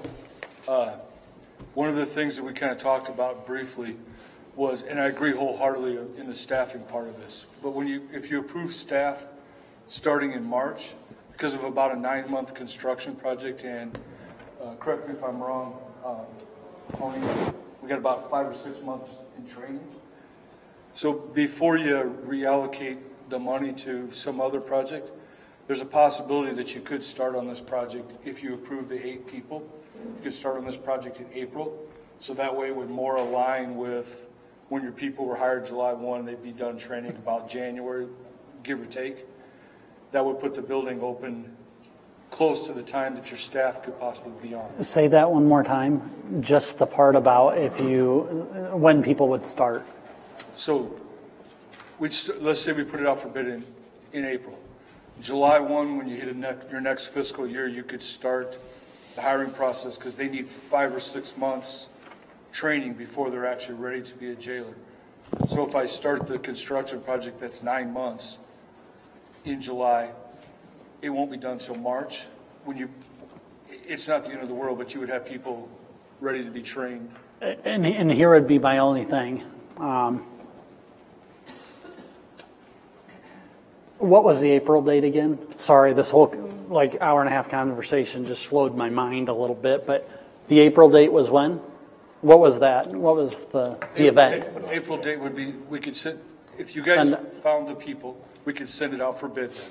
Get our bids back so that we could still utilize that $1 million. Gotcha. So how long does it take if you start rewinding before, let's call it April 1st, right? Before you were able to go out to bid? Would we have to continue the train down the tracks, or would the nature of the motion be to do so already because all the documents for bid purposes and everything are ready to go and in the hopper? I'm not disagreeing with any part of what you said about everything to be ready to go in the hopper. Okay. We would need probably 3 weeks to review the documents and make sure there's been no code change. I completely agree with everything you asked. Because it's a big 2-letter word, and that's if, right? We've got to find the money and reorganization. I guess the only other thing I would say in response to Shane and to the chairman is this. The item before us tonight is, and here's my favorite term, pump the brakes, but not necessarily what do we do with the money that's borrowed, which is an important discussion, no doubt. But whether or not that's used for another project or used for this project, right now and that could be a follow-on item. Does that sound fair? That's correct. But what you're saying, Shane, is not to reallocate this money somewhere else, to, in April, be putting it out to bid to start this with the I'm same saying money. the chairman was 100% correct too, that there's some good HVAC projects that you could do. I was just giving that as another thought process instead of reallocating the money, was use the money for what it was. That was all I was saying. The intended purpose. Yeah. Yes. During this fiscal year. Yeah, so that you didn't have to borrow another $1 million the next year to do the same. Right. That was all I was doing. But I jumped right into the effect, and if there's I maybe shouldn't have done that if there's discussion on the pumping of the brakes. I like that. Or heartburn thereof. And I just say also the sheriff's office, and this is from Dave, and we have a couple here that can, not a couple, but we have two with us as well that could correct me if I'm easy back there. Correct me if I'm wrong, but it sounds like as long as we don't build this thing and say, well, do it with current staff, that they're all right on the delay of implementation as long as when it does get built that we staff it concurrently. So I just wanted to represent that. That's important for the public to know that this was a mutual understanding, as was the original plan, but things change. So with that, I would move to table B1 intake project after completion of all specifications, blueprints, and documents for bid purposes, and ready all materials for bid purpose until a future time when LAC staffing levels are able to be adjusted to support the facility operations per the Goldberg Group staffing analysis. Second. Does this require a motion then when it comes time to? What's that? Does this require a motion then to undo this in the future, to put it back on the table? It says until after such things happen, this will happen. So okay. Once these things have happened, it'll happen. Otherwise, it'll be tabled indefinitely. If we can't, in other words, either way, you can just give staff direction not to spend the money too. don't spend the money, Dennis. Nope. I don't think we should. I don't think we should, especially if you're thinking about doing it. We better not spend it. Well, and I think we rely on staff to come up with and say, hey, here's 2 courses of action, repercussions of either, and then we can make a decision. There will still be no shortage of conversation between us, these gentlemen, and the sheriff's office, so we'll be all. Yep. So what I'm just saying is that this action and then the impending action to follow is not necessarily necessary if we just say, well, let's just table this until our budget. Right. I would say only if there was a repurposing and it said, well, looking at this after all, you really ought to pick up some of the low-hanging fruit, and here's how you could do it within it. But I agree with you. If it's just, status quo, and delaying, then I think it's just tabled until then. We're on the same page, I think. I think we're speaking the same language. I think either course of action will have the same result. Go ahead. Sorry to bother you one more time. If you don't take action on this and table, and this is Abby's course. Every one of the AIA documents that you have with the architect and as well as with us have time frames that we're supposed to produce. Okay. We have to produce drawings out for bid.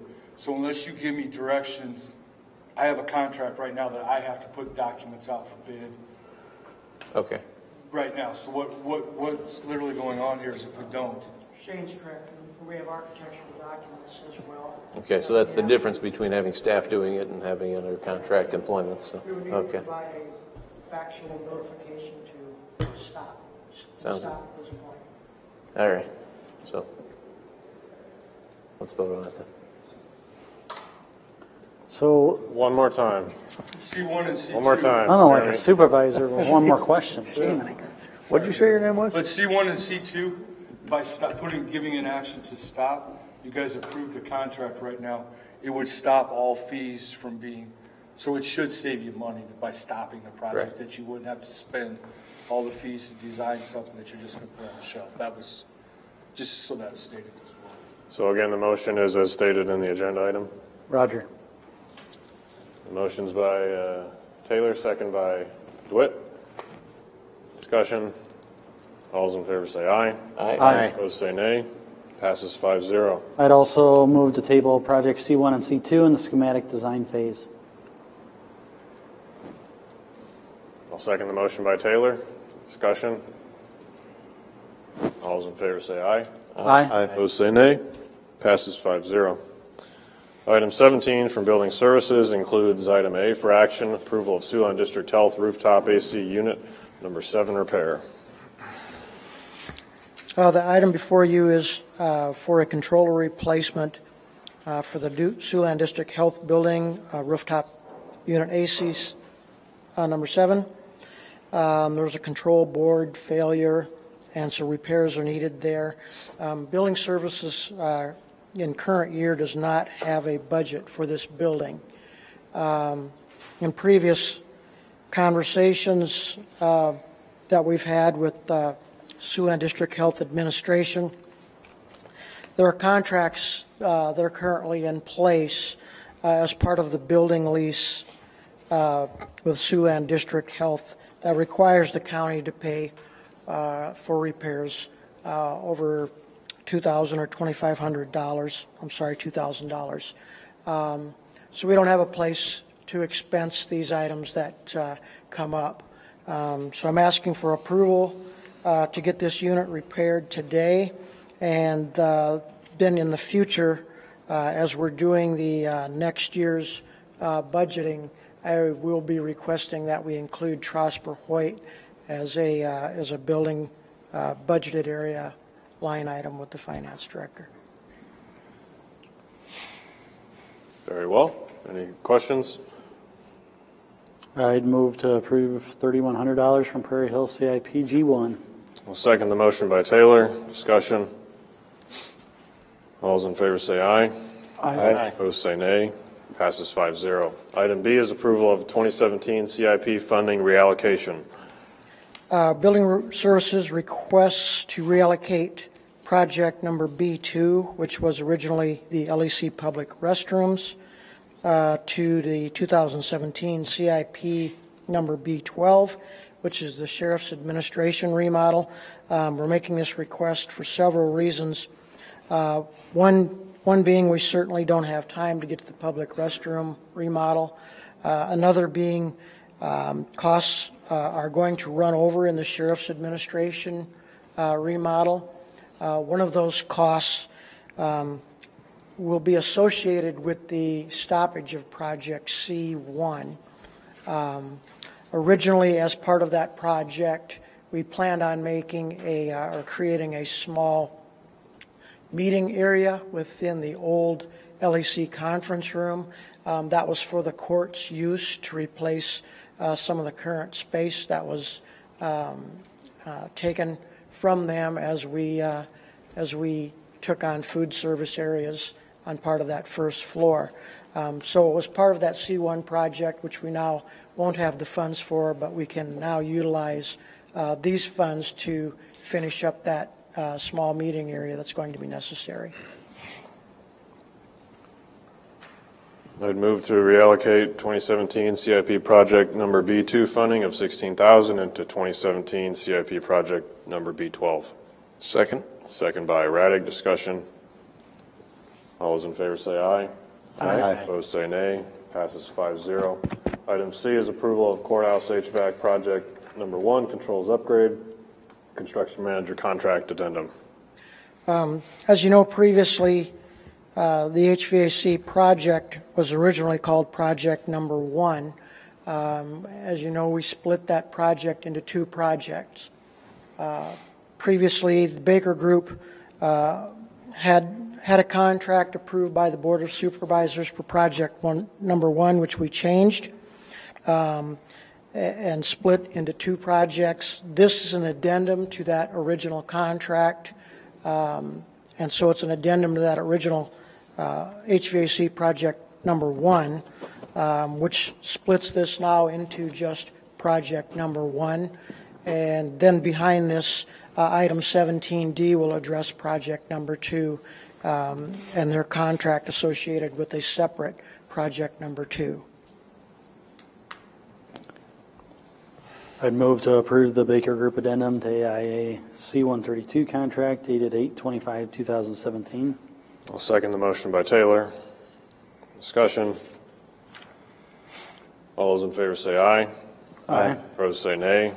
Passes 5-0. Item D is approval of courthouse project number 2, automation controls and HVAC retrofit floors 3 through 7. Construction manager AIA C-132 contract. Since we split the HVAC projects now into project number 1 and project number 2, we are required to have a separate construction project for project number 2. The draft before you has basically all the stipulations of the first project. Total project fee from the Baker Group would be 15% of the actual competitive bid project costs.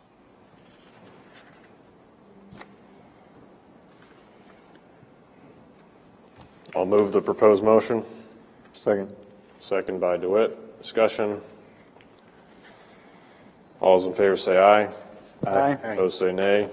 Passes 5-0. Thank you, and I have signatures for you up here.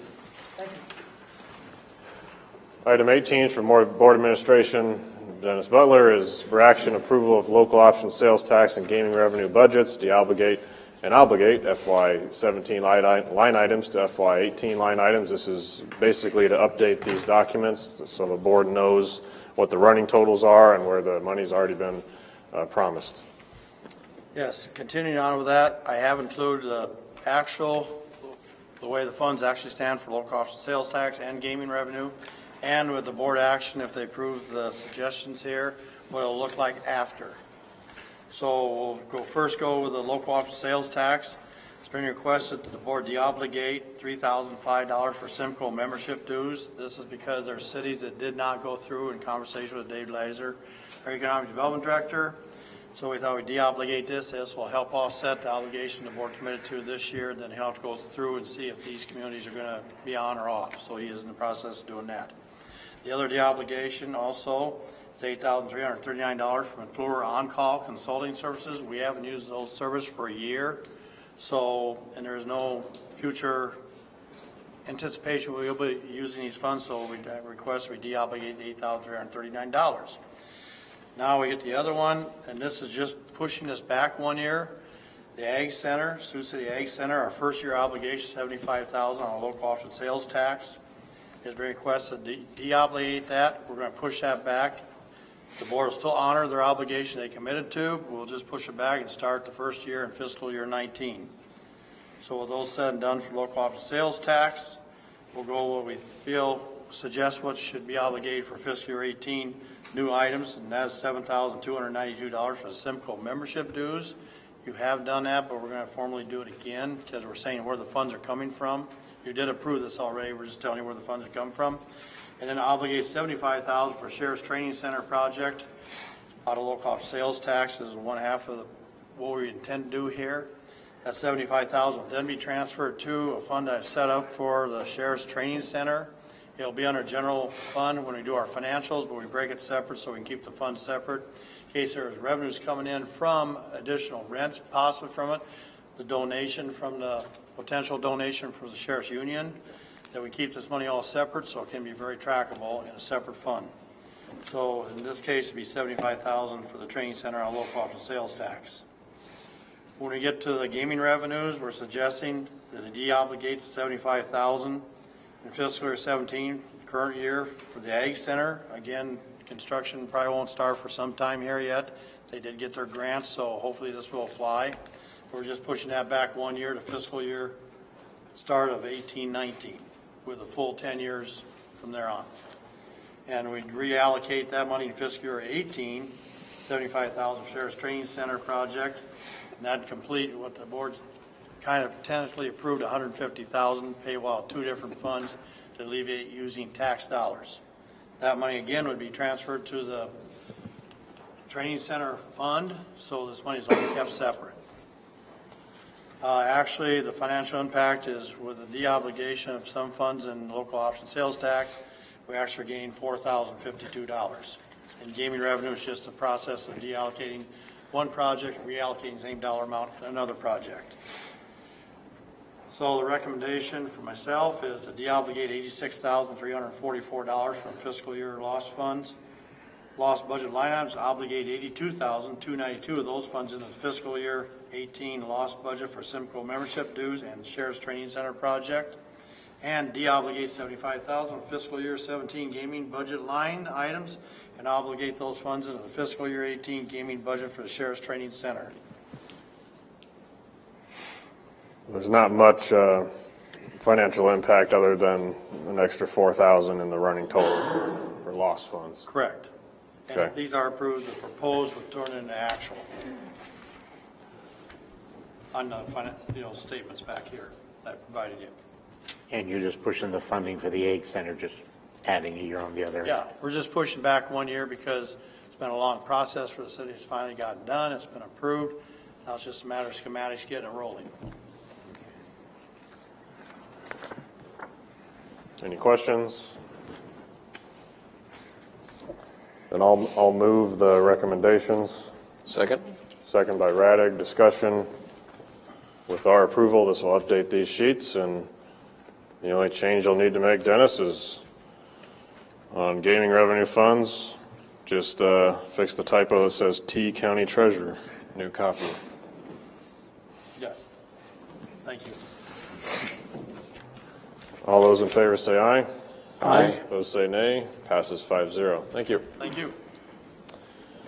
Item 19 is the chairman's report for information. Item A is the policy review committee minutes. I attended on September 14th. Supervisor Radig was unable to attend. These are approved minutes provided for your review to see what we have reviewed. And as you know, one of the items before us today was in relation to the bloodborne pathogens, and the other item that we looked at that was an old policy dated 1983 was found to be obsolete. And so as we're going through these different policies, we're finding that it's good to do some spring cleaning. Mr. Taylor. Just one note on there. It talks about the travels and expenses as far as meals.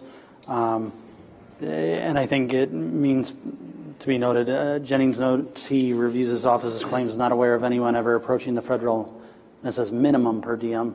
I think it's maybe maximum. Okay. So that would mean you have to spend at least.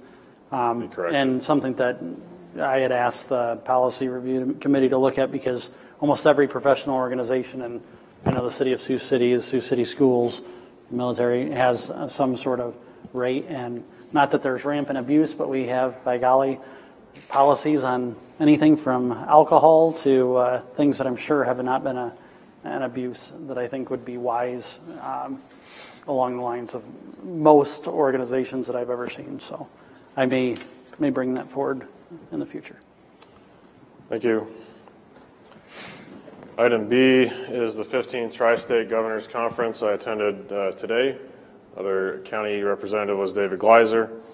There was a lot of discussion about ethanol, E30 becoming mainstream and saving different states money.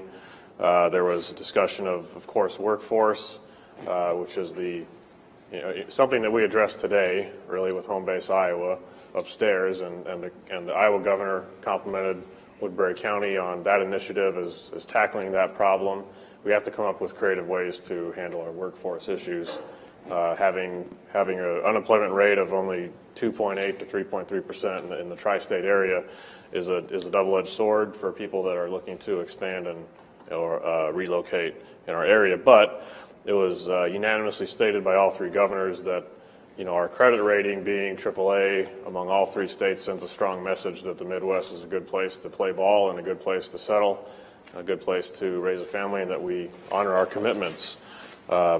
So kind of like Supervisor Taylor, the last hour and a half has kind of slowed my mind. But if there's any comments on that, I think the chamber would say it was a success. And certainly the reason for the governor being able to present herself and the lieutenant governor as well this morning at our Home Base Iowa event, which was likewise a success. And I want to thank our county staff that participated in that and helping to make that a smooth process. And and doing well by our veterans, I believe. We'll now move on to item 21, citizen concerns. Are there any concerns on items that are not already on the agenda?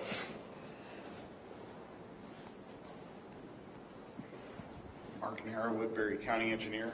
I just wanted to bring up one item. We had the 220th Street project come through with no bidders a couple of weeks ago.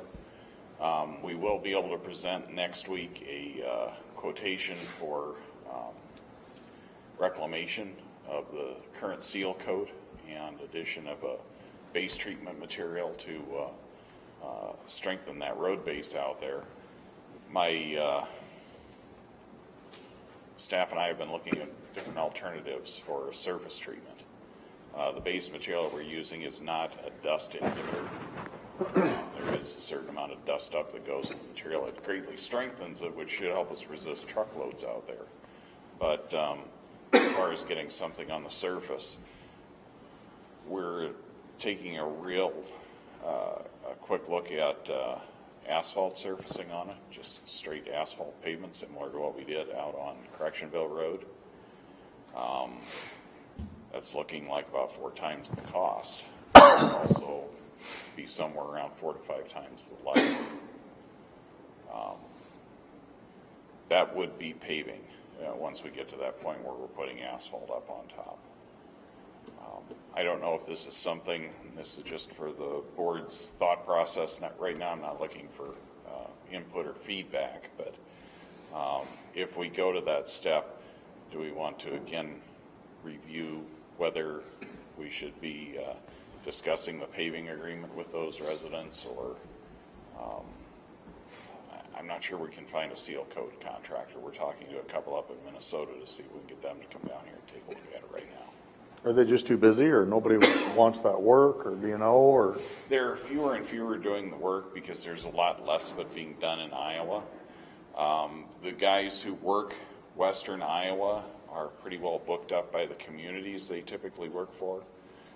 We've been told that even if we gave them until the middle of next year to get the work done, they wouldn't be able to bid it. Okay.